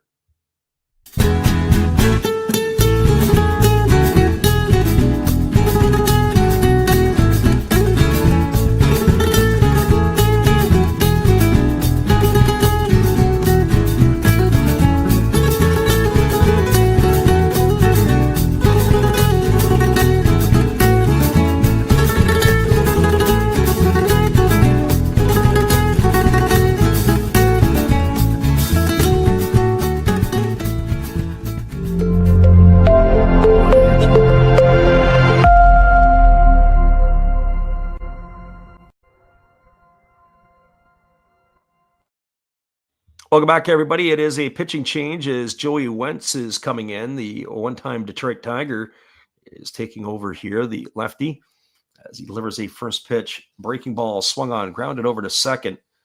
Fielded neatly by the second baseman, Frazier, who throws to first to retire Pete Crow Armstrong. So one pitch and one away. It's going to bring up Miguel Amaya. He couldn't even give you the pieces on Wentz, but he's appearing in his 12th ball game. He's worked 13 and 2/3 innings. He's allowed 12 hits, 8 runs, 6 of which have been earned. He's walked 7 and struck out 12, pitching to a 3.95 ERA. As the lefty Wentz kicks and delivers, there's a fastball that just misses outside, and the count is 1-0. Tigers had to let Wentz go last year. He had sort of struggled with the Tigers, and they gave him a long leash. He was with them for 4 seasons. Or check that, 3 seasons, as there's a fastball swung on and fouled away, and the count is 1-1. He'd originally began his career in the Chicago Cubs organization. I shouldn't say that, or at least he was with the Cubs, but he also was with the competitive balance pick of the Atlanta Braves in 2016. Breaking ball that misses down, and the count goes to 2-1. So 2 balls and 1 strike.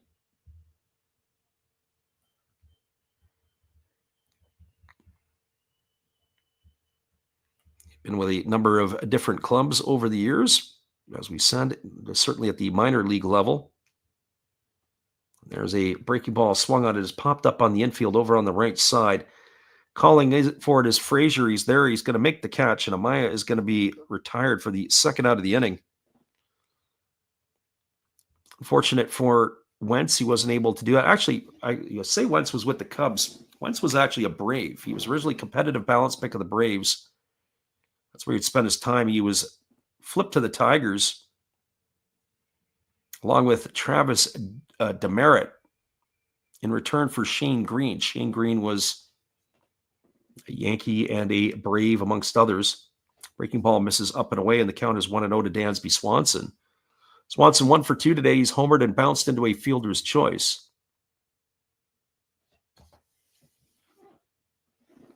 Killa said he went to broadcasting school. As there's a fastball swung on. This ball is lifted into deep right field. This ball can be trouble. And making the catch up against the wall on the warning track is Brian Reynolds, and that is going to do it here for the Cubs. The ball is carrying here today. You get it up in the jet stream, it's got a chance. That ball kept going and going, just not far enough. Swanson was hunting for his second home run, but not to be here. It is no runs, no hits, no errors, nobody left the board. We are now moving to the bottom of the 6th inning. It is the Cubs 3, the Pirates 2.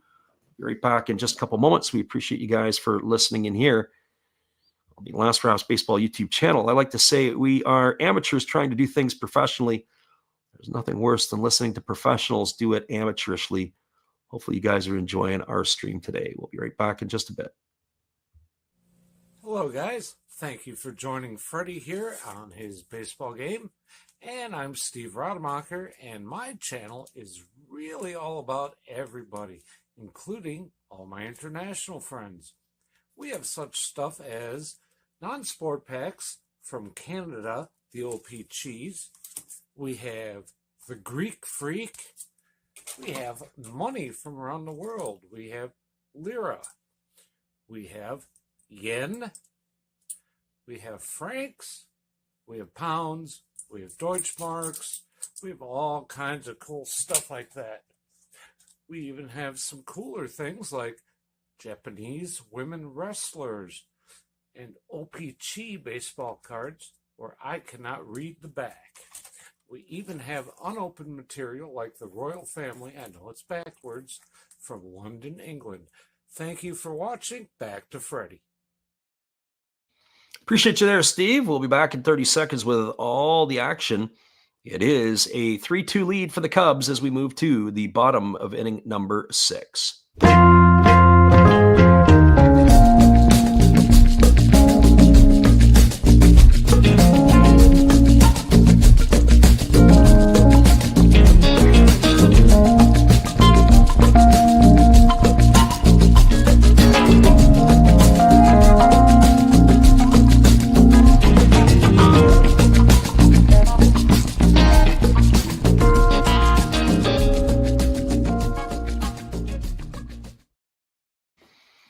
Welcome back, everybody. It'll be Brian Reynolds, Andrew McCutcheon, and Emmanuel Valdez to come to bat against Colin Ray. And the first pitch is swung on and lined right to the shortstop, Dansby Swanson. And with one pitch, we have one away here as that will retire Reynolds. It's going to bring up the DH and Andrew McCutcheon. We're chatting with our friends in the chat. Normally, Gracie Lynn is pretty chattery. She must be doing a little bit of work, maybe running those simulations. She never did give us an update on how that ended up going. She was doing some sort of simulated game project. As there was a first pitch breaking ball taken for a called strike. Counts 0-1 to McCutcheon. McCutcheon's grounded to the first baseman and flown out to right in his 2 trips. As the right-hander again delivers, there's a breaking ball that misses down and away, and the count goes to 1-1. Yeah, yesterday we called a mean game. There were times in that Astro-Tiger game where we were talking to ourselves.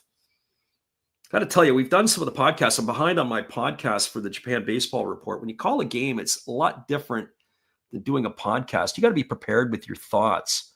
At least I think anyway. There's a breaking ball that misses down. And it's a totally different environment. Calling a game, you're describing the action, you're watching the detail, trying to relay that onto the people that are listening with you. There's a breaking ball that swung on. It's grounded over to short. Fielded neatly by Swanson. He throws to first, and McCutcheon's gone on a ground out, 6-3. 2 in the books. And that is going to make the first baseman, Emmanuel Valdez, come to the plate.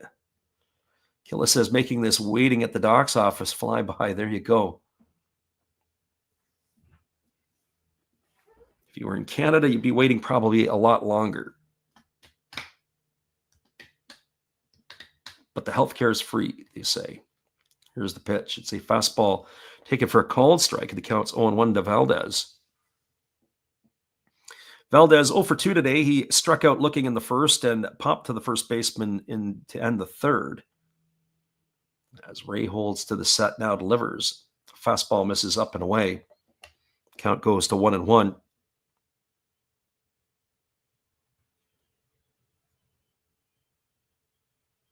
Ten in a row retired right now by Colin Ray. As the Cubs right-hander has been cruising, and there's a fastball swung on it. There's the kiss of death. The announcer kiss of death as that ball is lined into right field for a base hit as Valdez has got himself a 2-out single. It's going to bring up the third baseman, Brian Hayes. Remember, Killenawaz, he says, where do we sign up for that free health care? Well, just remember, you get what you pay for.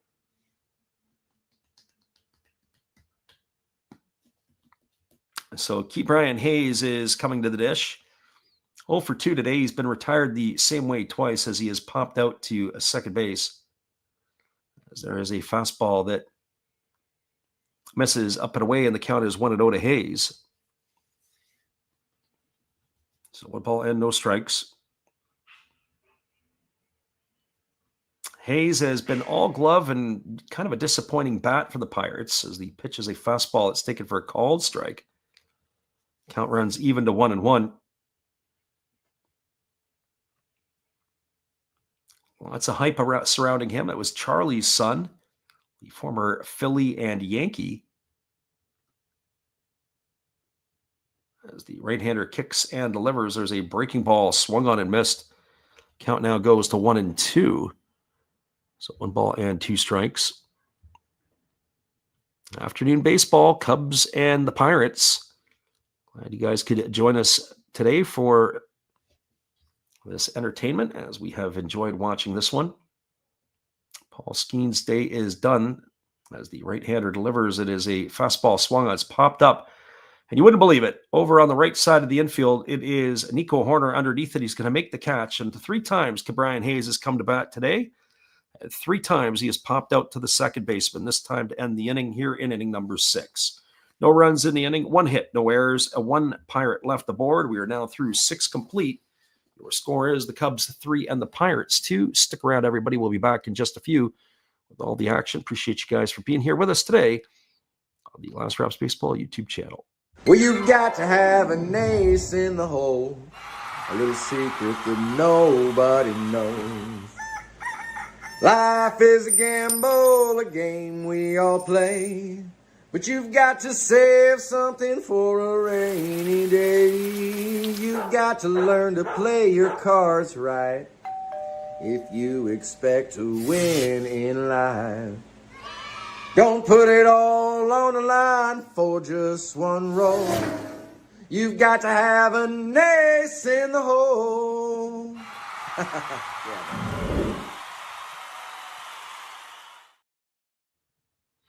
Only thing I could think of in those Ke'Bryan Hayes at bats is make an adjustment, Ke'Bryan. All 3 pop-ups to the second baseman today. Who would have thunk it? We'll be back in just a few after this musical timeout.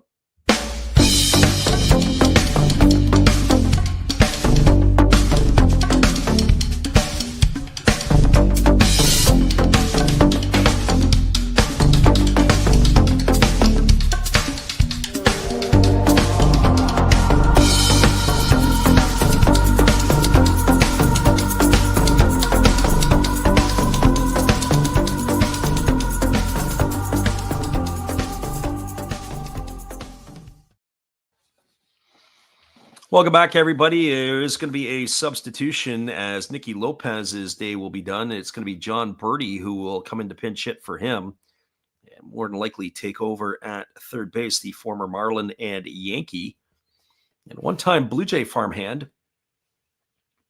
And Joey Wentz is going to come on back out for his second inning of work. So it's going to be Birdie, Happ, and Tucker, the 9, 1, and 2 spots in the batting order to come to bat here as Wentz ready to go again. And the first pitch on its way to Birdie is a breaking ball swung on and fouled off into the feet at home plate. The count is 0-1. So no balls and 1 strike. Noah Killis says consider dropping a bunt or leaning into the pitch. That's for sure. As the 0-1 pitch is on the way to Birdie, there's a breaking ball swung on. This is lifted into a left center field. Coming in on it is the left fielder Canario, and he's there to make the catch. And that is going to retire Birdie for the first out of the inning. So 1 up and 1 away. That's going to bring up the left fielder in Ian Happ.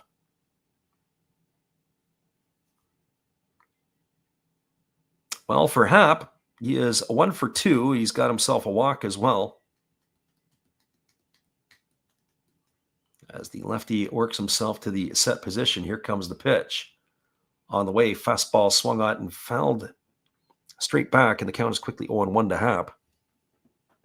So no balls and 1 strike. Happ singled on the first pitch he saw of the ball game off of Paul Skenes. He drew a walk, and he struck out in his 3 trips. Happ has been very steady for the Cubs. There's a fastball swung on, his grounded foul. Count now goes to 0-2. It's the one thing Ke'Bryan Hayes has, his glove. I was telling the story. Bobby Scales is the color announcer on the Detroit Tigers radio broadcast, and one of the comments that he made was that your glove should never slump. Your hitting might slump. It's just like speed never slumps. And I agree with that. Your glove never can slump, especially at this level. So if you're not hitting the ball, you got to be able to play good defense, and you got to be able to run.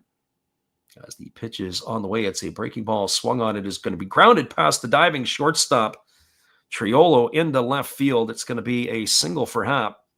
It's going to be his second knock of the game. And that is going to bring up the right fielder in Kyle Tucker. Action in the Cubs bullpen. It looks like that Julian Merriweather is up, and he looks like he is getting serious about coming into this one. I'm a little surprised they wouldn't roll Ray for another one. Although I have to say Ray's strike rate hasn't been as good as it was early on. Ray has thrown 73 pitches, 46 for strikes. There's also action in the Pirate bullpen as that breaking ball misses down, and the count is 1-0.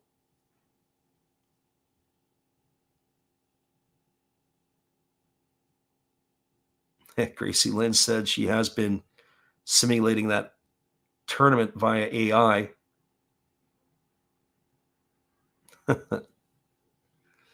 Gracie Lynn, I think you got too much time on your hands sometimes, but then I could say that about myself. So here's the pitch. Breaking ball swung on it, missed, and the count goes even to 1-1 on Tucker. So 1 ball and 1 strike.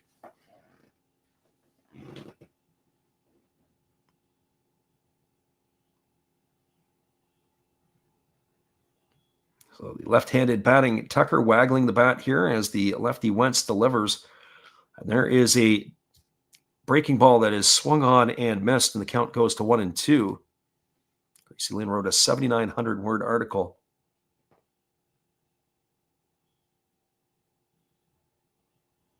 There you go. As the pitch is on the way, it's a breaking ball swung on and tap foul right behind home plate. Count remains at 1-2 to Tucker. Seiya Suzuki waiting his turn on deck. When Tucker hit the home run, his home run in the 5th inning, that's his 8th of the year. Both he and Suzuki going back-to-back each have 8 in the lineup for the Cubs this year. As the pitch is on the way, there's a fastball swung on. This ball is lifted into straightaway center field. Moving back is Cruz. He's on the warning track. He's going to make the catch. That is going to send Happ back to first base, and that is going to be the second out of the inning, and it's going to leave it all up to Seiya Suzuki.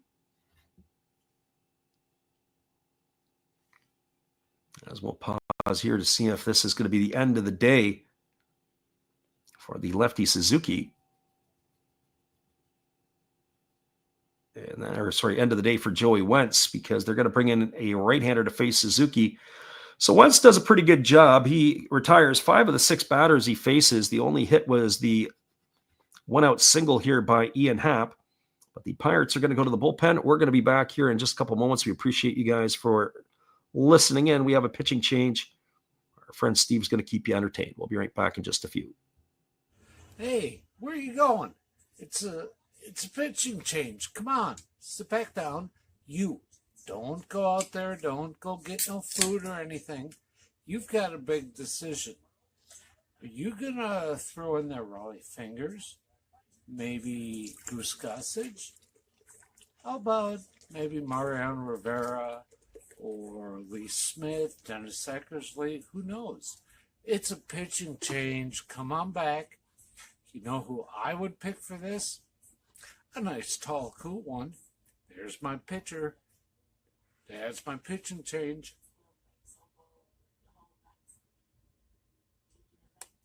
That's a winning combination. Come see my channel. You know, every day is opening day. And according to Bob, I must be in the front row. Blah.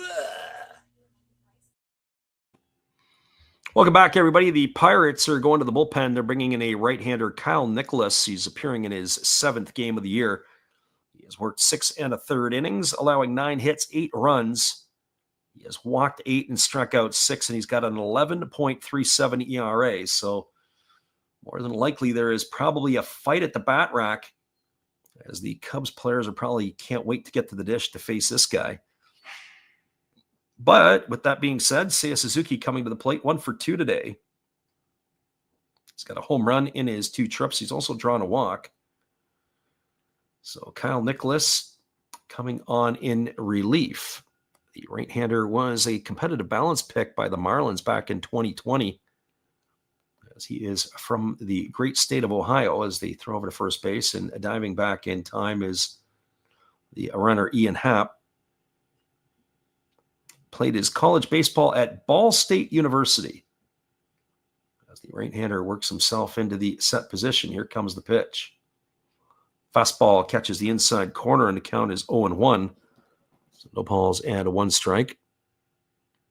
Sometimes you could say it might be one particular game that can fluff up your ERA. Yeah, and that probably would have been the game against Cleveland in the middle of the month, where he gave up 5 runs in a third of an inning. There's a breaking ball waved out and missed. The count goes to 0-2. So no balls and 2 strikes. You're going to have to do a lot of work to bring that ERA down from its current 11.37 state. Here comes the pitch. There's a fastball that misses upstairs. The count goes to 1-2 on Suzuki. So 1 ball and 2 strikes.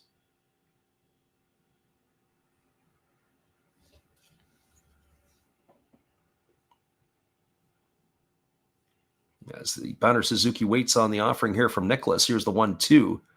There is a fastball swung on. This ball is lifted into deep left field. This ball is going to be trouble. Back on the warning track and looking up is Canario, and this one is gone. Seiya Suzuki has just hit his 2nd home run of the ball game as he welcomes Kyle Nicholas to the game. A 2-run shot off the bat of the Cubs DH to increase the scoreline to 5-2. Cubs are flexing their muscle. Any type of balls that have been up in the air here have had a lot of carry to it. And that is going to put the Cubs up by 3 now here in the top of the 7th inning. Killa says lots of home runs today.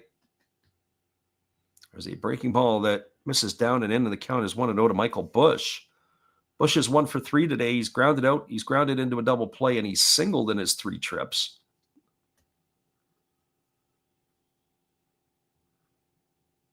Pitch on the way. Fastball misses way upstairs. Count is 2-0. So 2 balls and no strikes.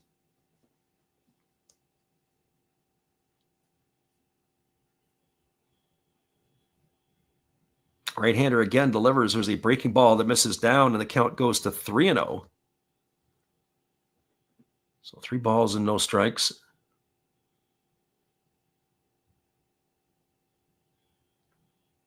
Busch waiting here on the offering from the right-hander, who holds to the set, now delivers.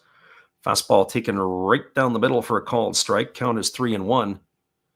Yeah, lots of home runs today, and not a lot of in between. And this is always kind of been the criticism of where Major League Baseball is today. 4 home runs for the Cubs, as they have accounted for all the runs. There's a fastball that's taken for a called strike, and the count now is 3-2. Makes you wonder at times if some of the ballparks that have been built have been too small, records being broken that maybe shouldn't be broken. Fastball swung on, grounded over to the right side, fielded by the first baseman. Oh, there was a confusion there. Fielded by the first baseman, Valdez. He wanted to flip it to the pitcher covering, and then the pitcher held up. And then Valdez ended up taking himself to be able to retire Busch. They almost got nobody there, did the Pirates. That's spring training 101. They must have missed that class. Well, that is going to be it here for the Cubs in their inning. 2 runs in the inning on 2 hits. There was no errors, and there was nobody left aboard. We're moving to the bottom of the 7th inning. It is a 5-2 Cub lead. We'll be back in just a few. Appreciate you guys for hanging in here with us tonight on the Last Raps Baseball YouTube channel. It is our friend Matt to keep you entertained once again. Good evening, ladies and gentlemen. Namaste. Hey, I hope you guys have been enjoying the game. My name is Hollis. I've got a YouTube channel called Another Hollis Build. I love baseball cards. I open up brand new product for you guys. I open up old stuff. I do breaks. I do auctions. All kinds of stuff concerning baseball. I'm Friars faithful, Padres to the end. I also love Garbage Pail Kids and my animals. I have a ton of animals. It's like a mini petting zoo here around my house. I also love my city. San Diego, baby. I'll take you all around the city and show you what's up. If you guys dig stuff like that, cruise on over and check it out. It's another Hollis build. If you dig it, subscribe. I'd really appreciate to have more follow me along on the journey. Hey, either way, you guys have a wonderful day or a beautiful, beautiful evening. No matter which one it is, make sure that you make it great, my friends. Big up Last Raps Baseball. Yeah, Freddie, let's go. One love and peace. Yeah, man. Welcome back, everybody. We're just looking ahead at our schedule as we will call a game. Next Major League game we'll be on Monday, May the 5th. I'm going to wait till the pitching matchups are set up. It could be either the Mets and the Diamondbacks or the Mariners and the Athletics, depending upon which of those games shape up the best. We will more than likely skip the Tuesday, as we won't be able to be on time to be able to do that. But on the getaway game on the Wednesday, we have a plethora of choices. We may stay with the Cubs and the Giants. That would be kind of neat. Pirates and the Cardinals, well, we might avoid that. Astros, Brewers could be entertaining. We'll look into that one as well, but more than likely we will probably try to pick up something on Wednesday the 7th, if not a couple of games. First pitch, breaking ball misses down. It's going to be Julian Merriweather, who is now on the mound here for the Cubs. He has come on in relief of Colin Ray. There's a fastball taken for a called strike. The count goes to 1-1. Alexander Canario is 1 for 2 today. He's singled in his 2 trips.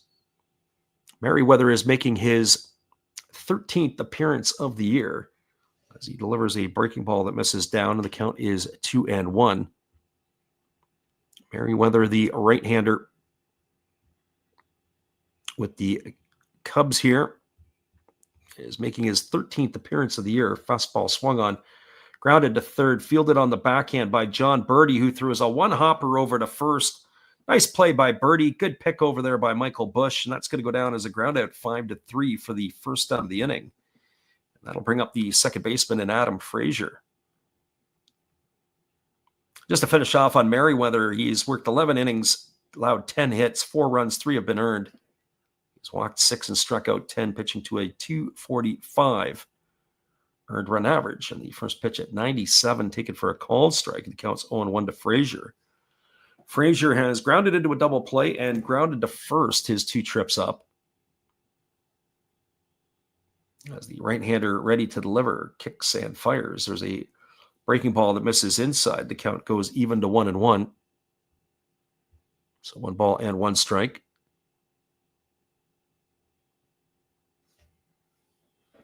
Killa says Cubs and Giants could be a good matchup, depending on who's pitching. There's a breaking ball swung on. It's popped up down the right field line. Giving chase is Michael Busch, and it's going to just drift into the netting. As he's not going to be able to make the play, and that's going to run the count to 1-2 on Adam Frazier.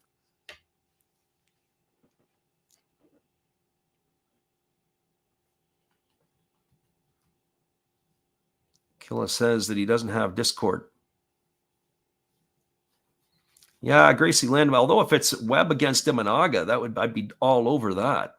I guess we'll have to wait and see how the starting pitchers match up. I do like it when there's good starters. There's a fastball swung on. This ball is hit into deep right center field. In front of the warning track is Pete Crow Armstrong. He's going to call off Tucker. He's going to make the catch, and that's going to retire Frazier for the second out of the inning. So 2 Pirates gone here in the 7th. That's going to leave it up to the shortstop, Jared Triolo.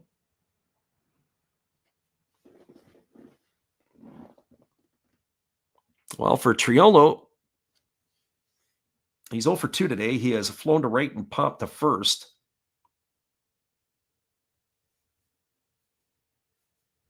As the right-hander kicks and delivers, there's a breaking ball that is taken for a called strike. The count is 0-1. Killa says Webb versus Imanaga would be cool. Even if it was a Verlander matchup against Imanaga would be neat. Fastball misses outside, and the count goes even at 1-1. Seen Jameson Taillon pitch a couple times this year, and he's pitched well for the Cubs. Maybe he's drinking out of the fountain of youth over in Chicago. We've seen Ray Taillon. We've seen the Cubs a few times this year. Fastball swung on, grounded to short. Swanson fields it on the run. He throws to first, and the Pirates are going to go quietly again here in inning number 7. It's a ground out 6-3. And that will do it here for Pittsburgh in their 7th. Well, they had no runs, no hits, no errors. nobody left the board. We're now moving to the top of the 8th inning. Appreciate you guys for being here. It is the Pirates and the Cubs, 5-2 Cubbies as we go to the top of the 7th inning. Appreciate you guys for listening in here on the Last Raps Baseball YouTube channel. We'll come right back after this from our friend Steve Rademacher. Hello, guys. Thank you for joining Freddie here on his baseball game. And I'm Steve Rademacher, and my channel is really all about everybody, including all my international friends. We have such stuff as non-sport packs from Canada, the OP cheese. We have the Greek Freak. We have money from around the world. We have lira. We have yen. We have francs. We have pounds. We have Deutschmarks. We have all kinds of cool stuff like that.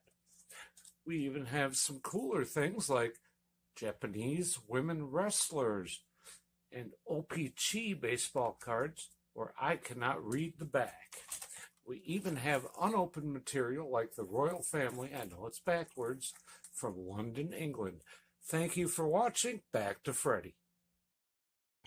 Welcome back, everybody. It is the top of the 8th inning, and it is going to be coming to bat for the Cubs, Nico Horner, Pete Crow Armstrong, and Miguel Amaya. We're just waiting to see if we are going to have ourselves a pitching change or if it is indeed going to be Kyle Nichols, who is coming back out for another inning of work. And it looks like it is Nichols again, as he will be ready to face Nico Horner.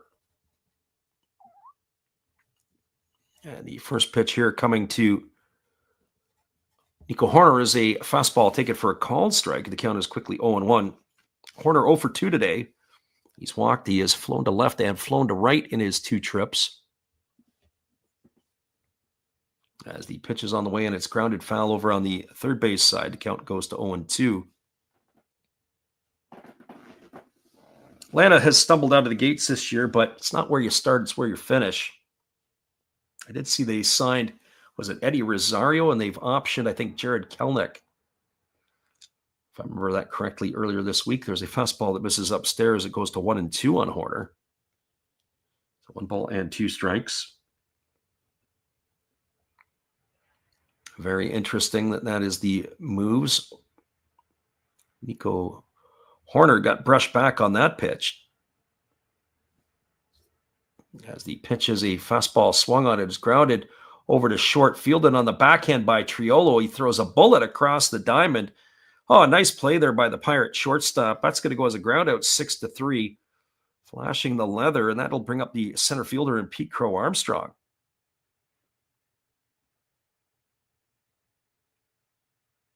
You know, that's the one thing when you watch the Japanese league and then you watch the game in North America and you just watch that play, fired bullets right across the diamond. You don't see that always in the Japanese league. There's a breaking ball that's missing outside to Crow Armstrong for ball 1. Had a chance last night to see 2 top prospects in the game. Arjun Namala for the Blue Jays was 3 for 5 at the plate last night. There's a breaking ball that misses up. And my first impression, and Gracie Lynn says, hasn't done it in a while. We appreciate you for the super chat. Thanks, Gracie Lynn. Much appreciated to you. We did get it back last week, our monetization, as they have let us out of jail. There's a breaking ball that misses up and away, and the count goes to 3-0. YouTube jail, we were sentenced for about 6 months. So 3 balls and no strikes to Pete Crow Armstrong, as there's a fastball taken for a called strike. Arjun Namala, he was the shortstop the Blue Jays took a couple years ago in the first round. I look at him very fluid, but I think when he gets to the big leagues, he might start as a shortstop, but I can see him moving over to third base. He's got some pop and power in the stick. There's a fastball that swung on and missed. The count goes full to Pete Crow Armstrong. And then the other one is Drew Jones for the Diamondbacks. I don't think he had a hit last night, but I liked his approach at the plate. He had a couple of good swings. That would be Andrew Jones's kid. As that fastball swung on and fouled away, and the count is 3-2.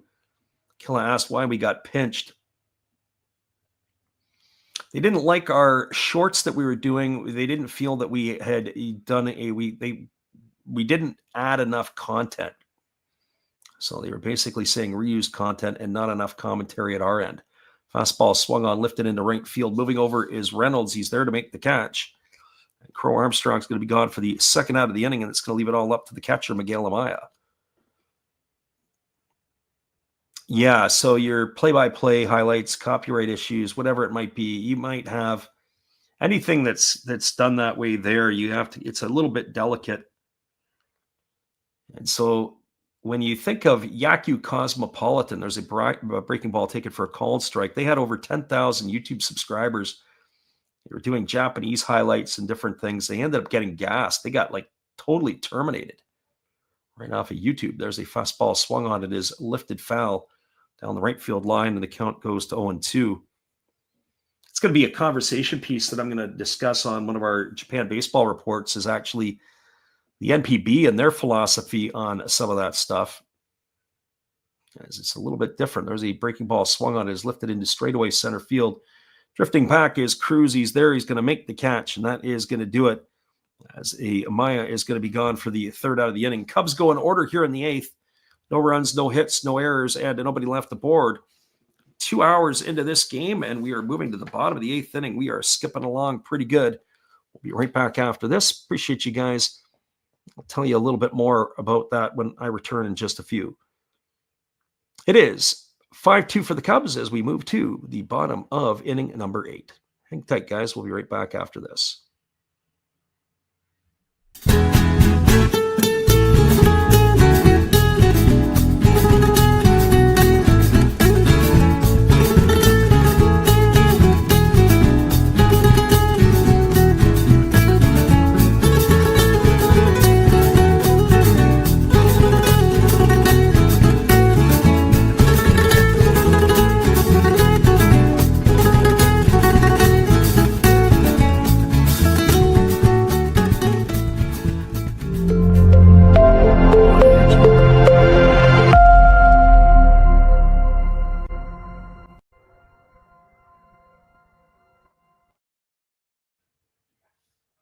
Be right back in just a couple moments, everybody. We appreciate you for being here. It is a musical timeout. We'll be back in a few.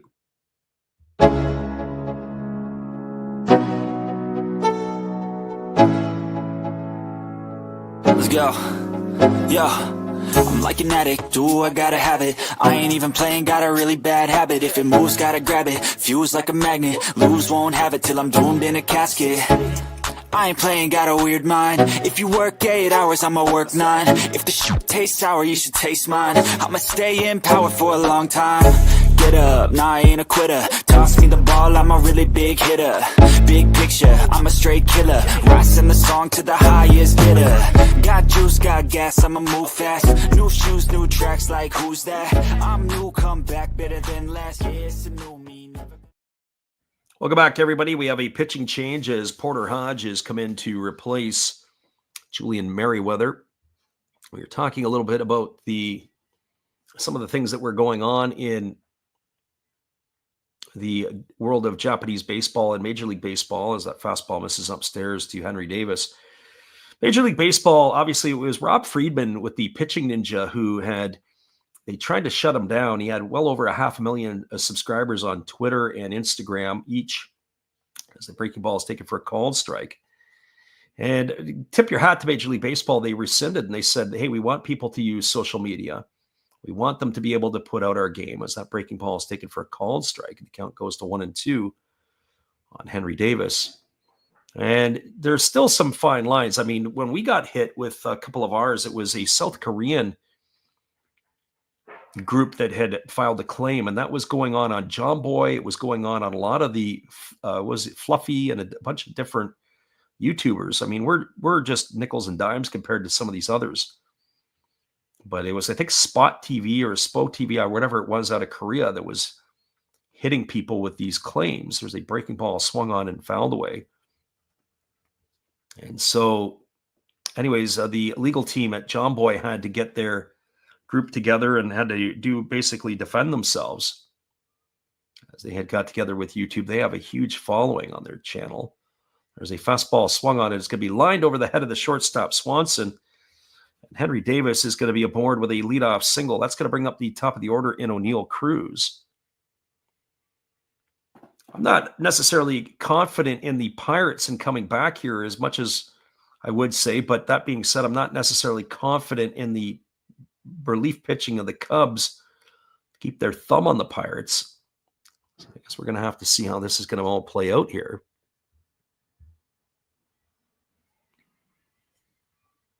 Yeah, so that ends up what happens is you got the highlights are being snipped as there's a first pitch fastball that misses outside the Cruz, count as 1-0. So I guess at the end of the day, Major League Baseball does have the rights. But now the question is how are they going to be able to let people do it, whether it's on YouTube? You look at platforms like Twitch and TikTok and Instagram, and it's the Wild West over on those platforms. That fastball was swung on and fouled away, and the count's 1-1. So I do understand it is a fine line that YouTube is walking. There's a breaking ball that is taken for call strike. Maybe not YouTube walking. It's a fine line being that they'll let you do it, but you have to have some of your own information that goes into it. Yeah, Gracie Lynn says that about the not even paying royalties. There's a fastball swung on. It's grounded over to first. They throw to second, and it's dropped by Swanson. Oh, my goodness. They had an easy fielder's choice at second base, and it hit him in a bad spot, right in the glove. And he played basketball with it, and it ended up onto the ground. And that's going to put runners at first and second here with nobody out. So a ball hit to Bush makes a play. Nice play. Easy throw over to second base. And Swanson out of nowhere forgot his glove. That's going to be an error on the shortstop. Probably a double play ball. So Cruz is going to be safe at first. Safe at second is Davis, and it brings Brian Reynolds to the plate. And just like that, you got the tying run here at the dish when they could have had 2 out. There's a first pitch fastball taken for a called strike. So Porter Hodge, who we kind of said it might be an issue where, in his case, not throwing enough strikes. Now he's not getting any defensive help. Here's the pitch. Fastball just misses outside at 99, and the count goes even at 1-1. Yeah, Killa says maybe you should explore that for your highlights. Yeah, probably so. Maybe drive everybody back that way to YouTube. Here's the pitch. Fastball, it's taken at the knees for a called strike, and the count now goes to 1-2 on Reynolds. Always remember, you can't play soccer on a baseball field and have success. As if you can't play basketball on a baseball field and have success either, and that's what Dansby Swanson was turning into. Here's the pitch. Fastball misses down. It goes all the way to the backstop. And it is going to be retrieved by Porter Hodge up the third baseline, and that's going to advance everybody 90 feet on the wild pitch. So Cruz is at second. Davis is at third. It's now 2 balls and 2 strikes to Reynolds. It's not going to get any easier as they've got Andrew McCutchen waiting on deck. So here comes the 2-2 pitch as the right-hander works set now, delivers. Breaking ball swung on. It is going to be grounded over to second. That's going to get a run in. Fielded by Horner. He throws to first. Davis comes in to score on the ground out. Cuts the lead to 5-3. Advancing over to third is Cruz. And like that, the Pirates have inched a little bit closer to the Cubs. Top Picks for Gossip says, this is rigged, isn't it? I don't know. Maybe if you go to the NBA, ask those guys. There's a breaking ball ticket for a called strike. It does make you scratch your head sometimes when you see this, especially with the gambling now on the docket for everything. You're watching the game and they're flashing by odds. Here's the pitch. It is a breaking ball that is swung on and fouled away, and the count goes to 0-2 on McCutchen. It's a problem these days is at what point in time are we going to see more of these, more players, whether it be at the collegiate level or the professional level, can make more money tossing a game than they can playing the game. Here's the 0-2 pitch. There's a fastball swung on and it's hammered foul down the left field line. Count remains at 0-2. I think of that in soccer in Europe where you got professional referees on the take from the Russian or the Croatian betting rings. They get offered a hefty sum of money that can set their family the rest of their lives. You put that money under their nose, it's hard not to turn it down for some. Fastball swung on, chopped right back to the pitcher, Hodge. He throws a muffin over to first base, and off the bag was Bush, but he's got to come back and make the play. And that is going to retire McCutchen. That's going to go down as a ground out 1-3, but definitely not an automatic play there. Nice play by the pitcher to make the catch, but then he almost threw it away. And I got to say, if McCutchen was running a little harder down the line, then he might have been able to have made it. He looked like he was jogging up to the 45-foot stripe. That's a rookie mistake by a veteran. Fastball that is missed upstairs. The count is 1-0 to Valdez. So 1 ball and no strikes. As the right-hander Hodge leans in.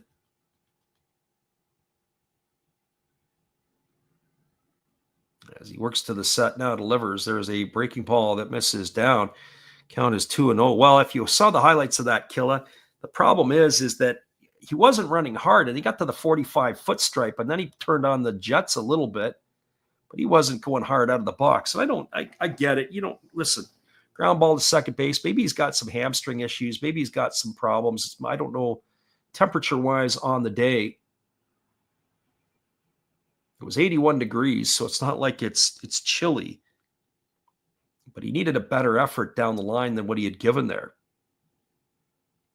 My friend Gracie Lynn's talking about the young Latin players get picked off and pulled over into by the European clubs. Yeah, sometimes they are sharked off, so to speak. So here comes the 2-0 pitch. Fastball misses down. It's now 3-0 to Emmanuel Valdez. Valdez only 1 hit in his 3 trips today. There are Pirate pitchers up in the bullpen, Ferguson and Stratton. Probably going to see somebody there in the 9th as the pitch is on the way. It's a fastball taken for a called strike.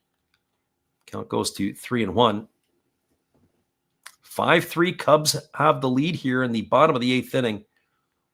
Pirates only took them 7+ innings before they've started to come to life. The Cubs would still like them to hibernate, I'm sure. There's a breaking ball waved at and missed, and the count now goes to 3-2 on Valdez.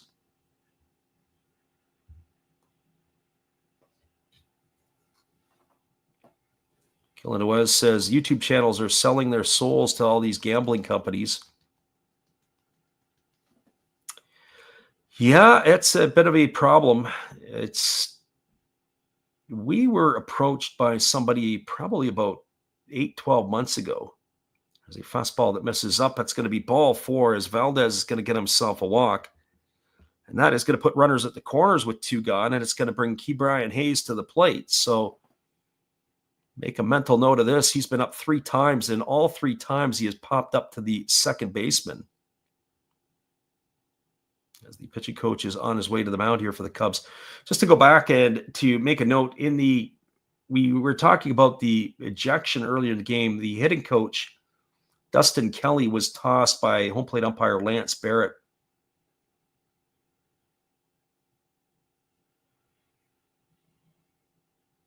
Topics for Gossip said if it was BTUs, they are the worst. No, it wasn't, but I'd have to go back and take a look. I'm not sure who it was. Looks like Palencia is up in the bullpen and throwing for the Cubs. Gracie Lynn says they're about the Chiefs NFL games. I think, Gracie Lynn, you've been watching too many Napoleon Dynamite TikTok videos. I think he's got that covered. As the right-hander delivers, there's a fastball swung on. This ball is lined into left field. It's going to be caught. Nice grab there by the left fielder, Ian Happ, and that is going to do it here as Hayes decided to try something different. He hit that ball right on the screws, right to the glove of Happ. Well, they scored a run in the inning, did the Pirates, on the benefit of one hit. There was an error, and there were 2 runners left aboard. And your score as we move now to the top of the 9th inning, it is the Chicago Cubs 5 and the Pittsburgh Pirates 3. Stick around, everybody. I'll answer that question from Killenwes when I return right after this. Appreciate you guys for hanging in here with us on the Last Raps Baseball YouTube channel. We'll be right back in just a few. Well, you've got to have an ace in the hole, a little secret that nobody knows. Life is a gamble, a game we all play, but you've got to save something for a rainy day. You've got to learn to play your cards right if you expect to win in life. Don't put it all on the line for just one roll. You've got to have an ace in the hole.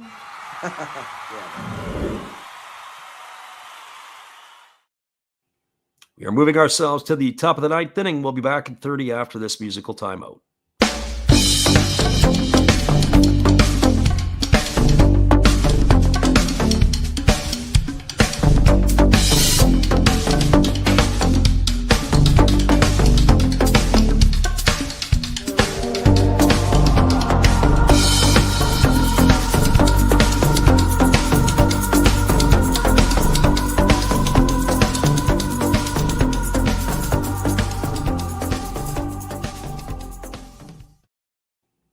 Welcome back, everybody. It's going to be the 8, 9, and 1 hitters to come to bat here for the Chicago Cubs in their half of the inning. It is going to be Hunter Stratton who will take over here.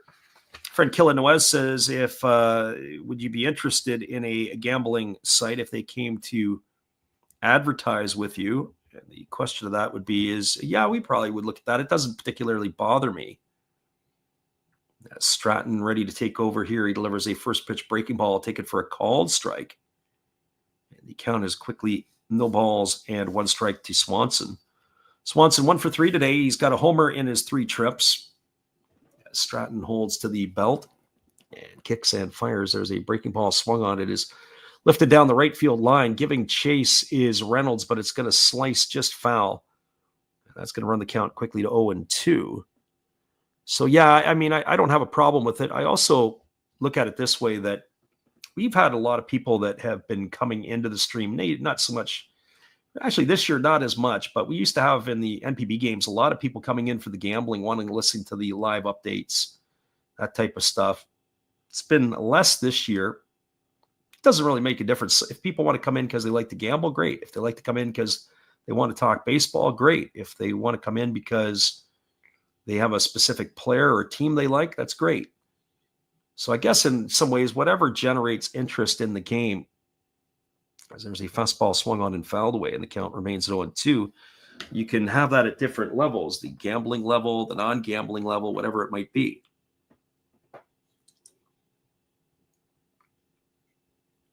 I can't remember who it was. I want to say it was Betway. It might have been Betway or Bet365, something like that.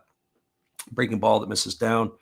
Count goes to 1-2, and I have to go and dig into my files and take a look. And my response was, I didn't think we were a big enough channel at the time. Appreciate their interest, because sometimes what happens is they go after the small channels, and they're kind of like. Well, I'll tell you a story about baseball cards. When the baseball cards and the players get drafted in the minor leagues, one of the kids we know who's in the Blue Jay organization, as the pitch is on the way, it's a breaking ball, take it for a called or take it for a ball. Count is 2-2 to Swanson. What ends up happening is they offered the kid was a mid-round pick. He got offered $1 an autograph. There's a breaking ball swung on it, is grounded softly over to third. Hayes is going to have to hurry, but he's not going to be able to get there in time, as Swanson's going to get himself an infield single. So what they do is they gave him $1 an autograph, but he signed like 6,000 autographs. Now, he may not get to the big leagues. He may not even be close. Might flame out at AA, high A, who knows? but he got $7,000 for signing his name 7 times. Well, as Topps does, is they put them on stickers, and then they apply them to the card in the future. Well, if you get 7,000 Mike Trouts before he becomes the big star, you may not have to pay that much money to get Trout. Breaking ball swung on and missed by John Birdie. The count is 0-1.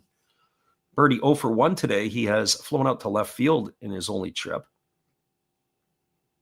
But then you get a guy like Bryce Harper, who he obviously was the first overall pick years ago. The fastball swung on, lined into right field. It's going to get down for a base hit. Stopping at second is going to be Swanson. And now the Cubs have got something brewing here in the top of the 9th inning as they've got back-to-back singles. And that is going to bring up the left fielder in Ian Happ. So it's a bit of a gamble. The Topps does the gambling. Whether you open up a pack of baseball cards, you're gambling because you don't know what's inside. And so too is the gambling. What people are putting their money down on these baseball games or basketball or football games. First pitch is a breaking ball swung on and missed, and the count is quickly 0-1 to Happ.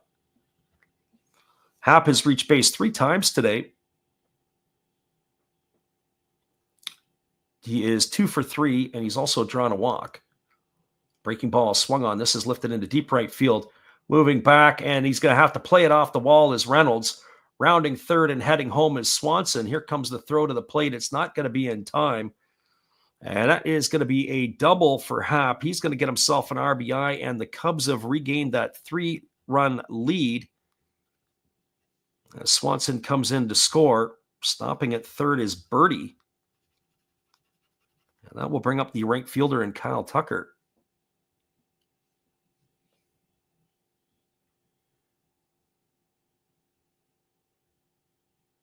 Topics for Gossip says the house always wins. Yeah, in a lot of cases, you're probably right. Well, that is going to increase the scoreline to 6-3. As we do have a conference on the mound here. So not quite the way the Pirates had intended. They clawed one back in the bottom of the 8th and then only to turn around and give up that run right back here in the top of the 9th. Too easy when you come in. You got to put up a 0. Just taking a quick peek at the out-of-town scoreboard. We haven't done this today.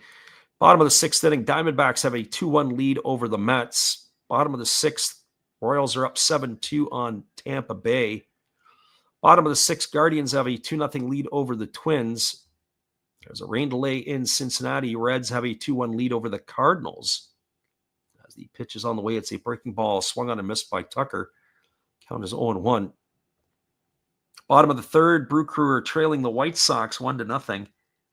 And after 1 inning in Texas, the Athletics have a 1-0 lead over the Rangers. All the other games go off later tonight. Pitch on the way, fastball misses inside, and the count goes even to 1-1 on Tucker.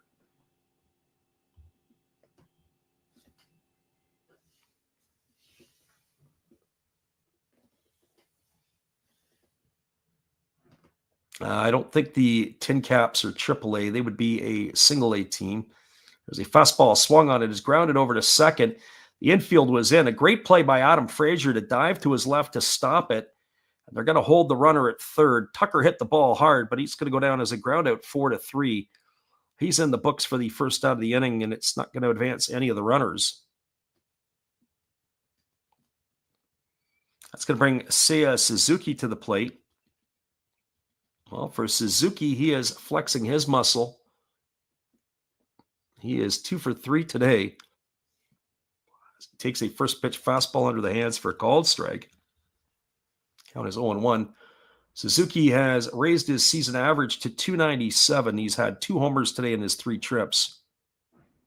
Topic says Fort Wayne is the city. The Tin Caps are an A-ball team. They are in the Midwest League, not AAA. As there is a fastball taken for a called strike by Suzuki, and the count now goes to 0-2. Right-hander ready to go. There's a breaking ball that misses down and away. The count goes to 1-2. Tin Caps are the Padres affiliate, though.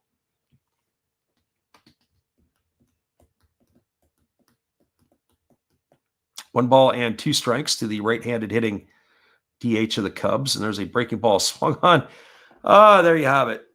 Another foul ball hit into Henry Davis. As I said today, Davis has been an absolute battering ram. He's been getting drilled and drilled and drilled. I think that's the fourth time today he's been hit. Bert says, let's go Cubbies. And Cubbies are threatening for more here. 6-3, they have the lead here in the top of the ninth inning. It's 1 ball and 2 strikes to Suzuki. As the right-hander holds set, here's the pitch. Breaking ball swung on it, is lifted down the right field line. This could be trouble. Racing hard is Reynolds. He slides and makes the catch, and he gets up and throws a one-hopper to the plate. Oh, what a great catch by Reynolds. If you're on Instagram later today, you're going to see that as a highlight. He had to come a long way to get it. Slid made the catch, got up and threw a one-hop shot to the plate to hold the runner at third. Oh, Stratton, you got yourself lucky on that one. That is going to retire Suzuki. Suzuki might feel hard done by, as that would have been an RBI, if not 1, probably 2. He's gone for the second out of the inning, and it's going to leave it all up to the first baseman and Michael Busch. Well, for Busch, he is officially 1 for 4 today. He's got a single in 4 trips. Topic says they're getting paid to sign autos. Oh, yeah. For sure, there's a fastball swung on and fouled away, and the count is 0-1.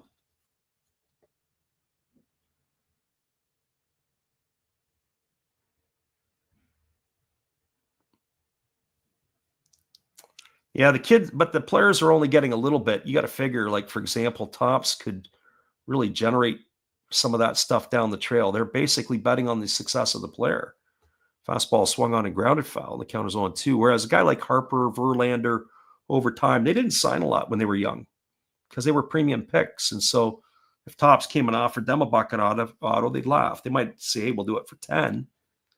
Then Tops might only spend, 1,000 autographs at $10 a piece. There's a ground ball hit through the 4-hole into right field. That's going to get a pair of runs in, as Michael Busch is going to get himself an RBI single.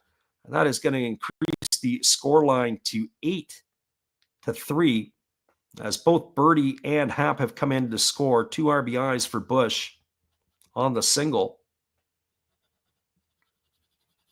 And the Cubs here, one would have to think have done enough. Doesn't matter who's coming out of the bullpen.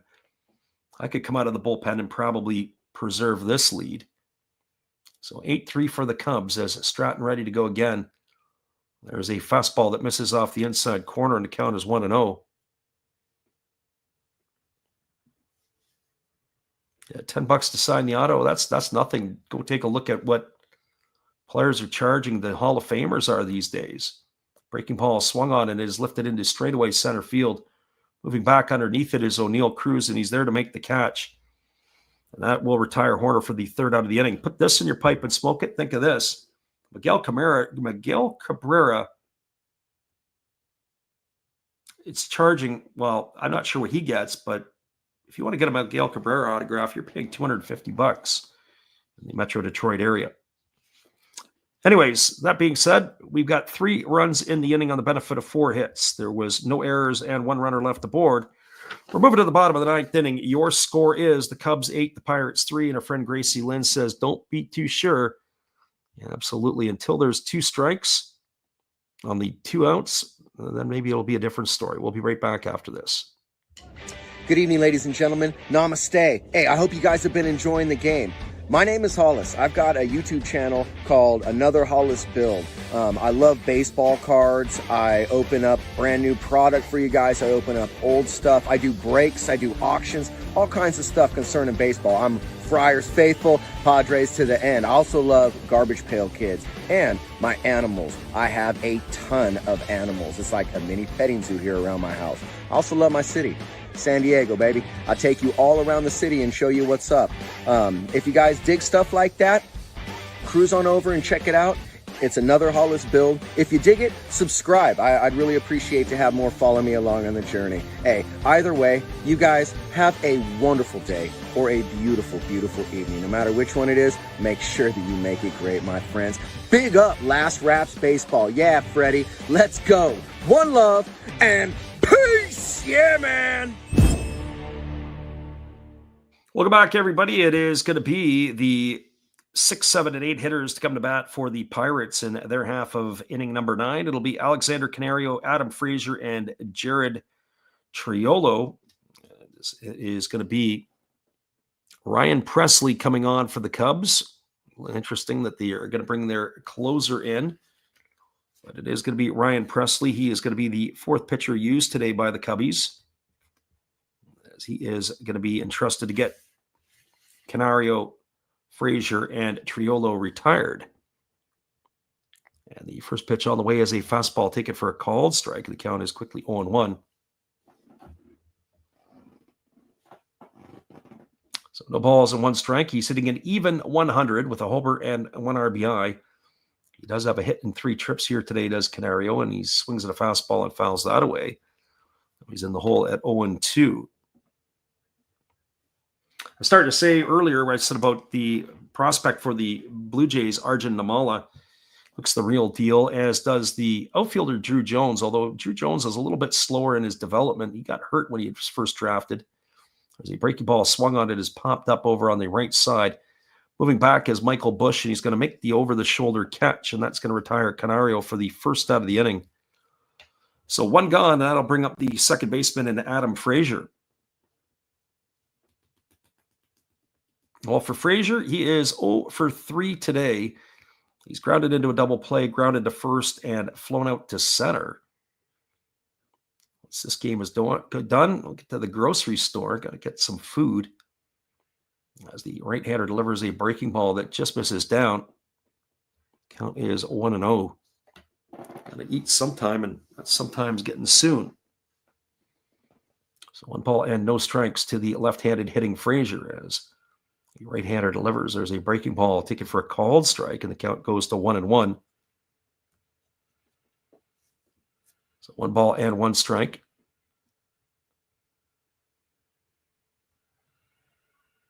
Right-hander again, ready to deliver. Kicks and fires. There's a fastball swung on and fouled off over on the third base side of home plate. Count goes to 1-2. Matt Hutchison in the house again. Thanks for popping in, Matt. Glad you could listen.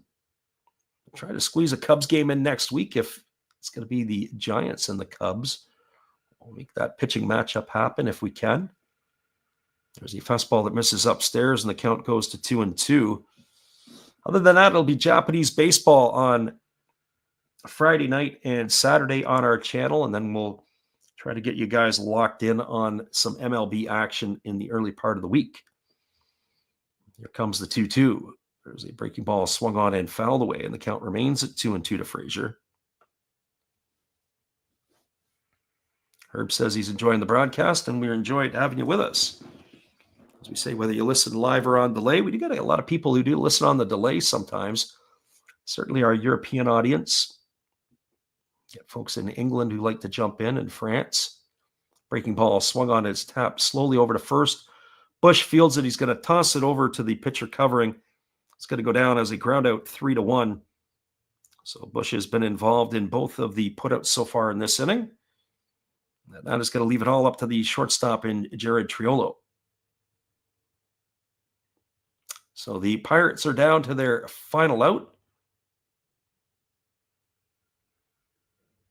Although I have to say, it looks like it is going to be Joey Bart into pinch hit.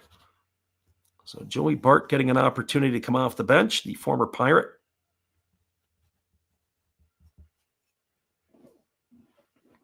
So Bart stepping in. He stands well off the plate here, facing Presley, and the pitch is on the way. It's a fastball taken for a called strike. Count is 0-1. Haven't seen a lot of Joey Bart in a while, although it looks like he has found a home in Pittsburgh. Bart's batting .297 on the season with a homer and 7 RBIs. There's a breaking ball that misses down, and the count goes even to 1-1. He has seemingly found his bat in Pittsburgh.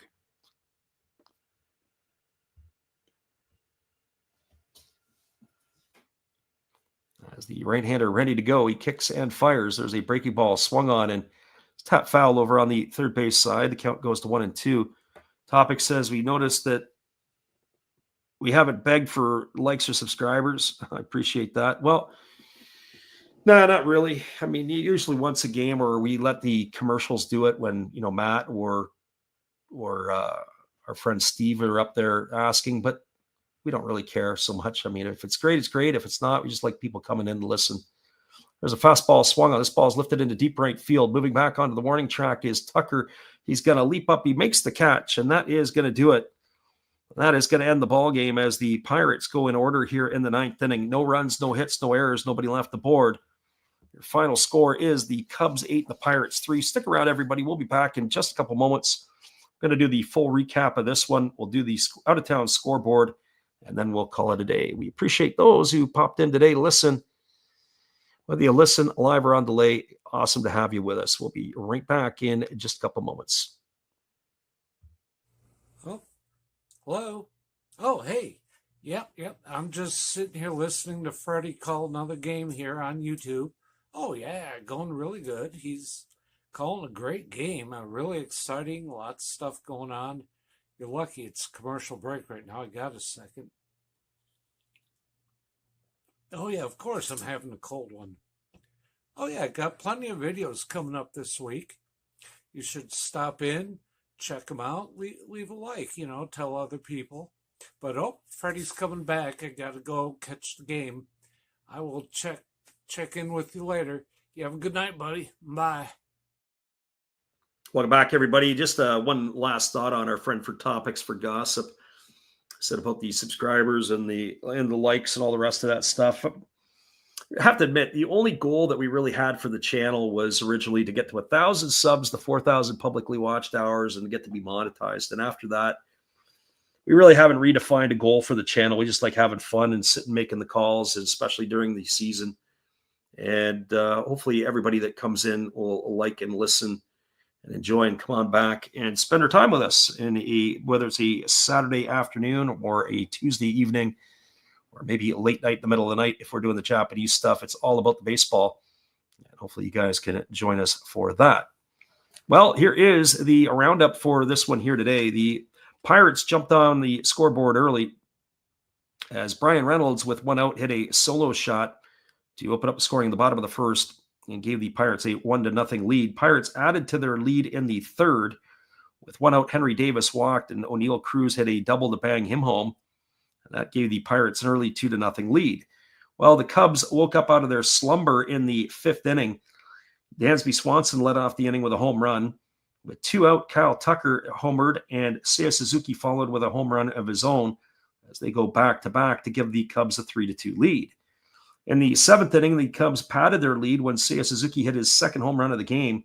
With two out, he drove home Ian Happ, and that made the scoreline at that time 5-2. Pirates clawed one back in the bottom of the eighth. The leadoff single by Henry Davis. O'Neill Cruz reached on the air by the shortstop Swanson. After a wild pitch, Brian Reynolds grounded home Henry Davis to make the scoreline 5-3, sorry. Top of the ninth inning, the Cubs padded their lead. They added three. Swanson singled, Birdie singled, Ian Happ doubled home a run. That made the scoreline 6-3. And then after a couple outs, up stepped Michael Bush, and he singled home a pair, and that made the final 8-3. Our friend Killa Nuez says he's going to be calling the Dodgers in Atlanta on his Twitch channel on Friday if anybody's interested. Yeah, bounce over and take a listen to Killa. He's always got some good stuff going on. Be sure to make sure you pop in for his channel. The other scores from around Major League Baseball will give you the rundown. This was the only final so far. All the rest are currently in motion. The Royals are now enjoying a 7-2 lead over the Tampa Bay Rays. That's in the top of the eighth inning. Bottom of the seventh inning, the Diamondbacks are enjoying a 3-1 lead over the Mets in New York. It is the Guardians 2-0 over the Twins. That game's now in a delay. It's in the top of the seventh in Cleveland. Another game in a delay, also in the Ohio area, is the Reds 2-1 over the Cardinals. That's in the bottom of the fourth.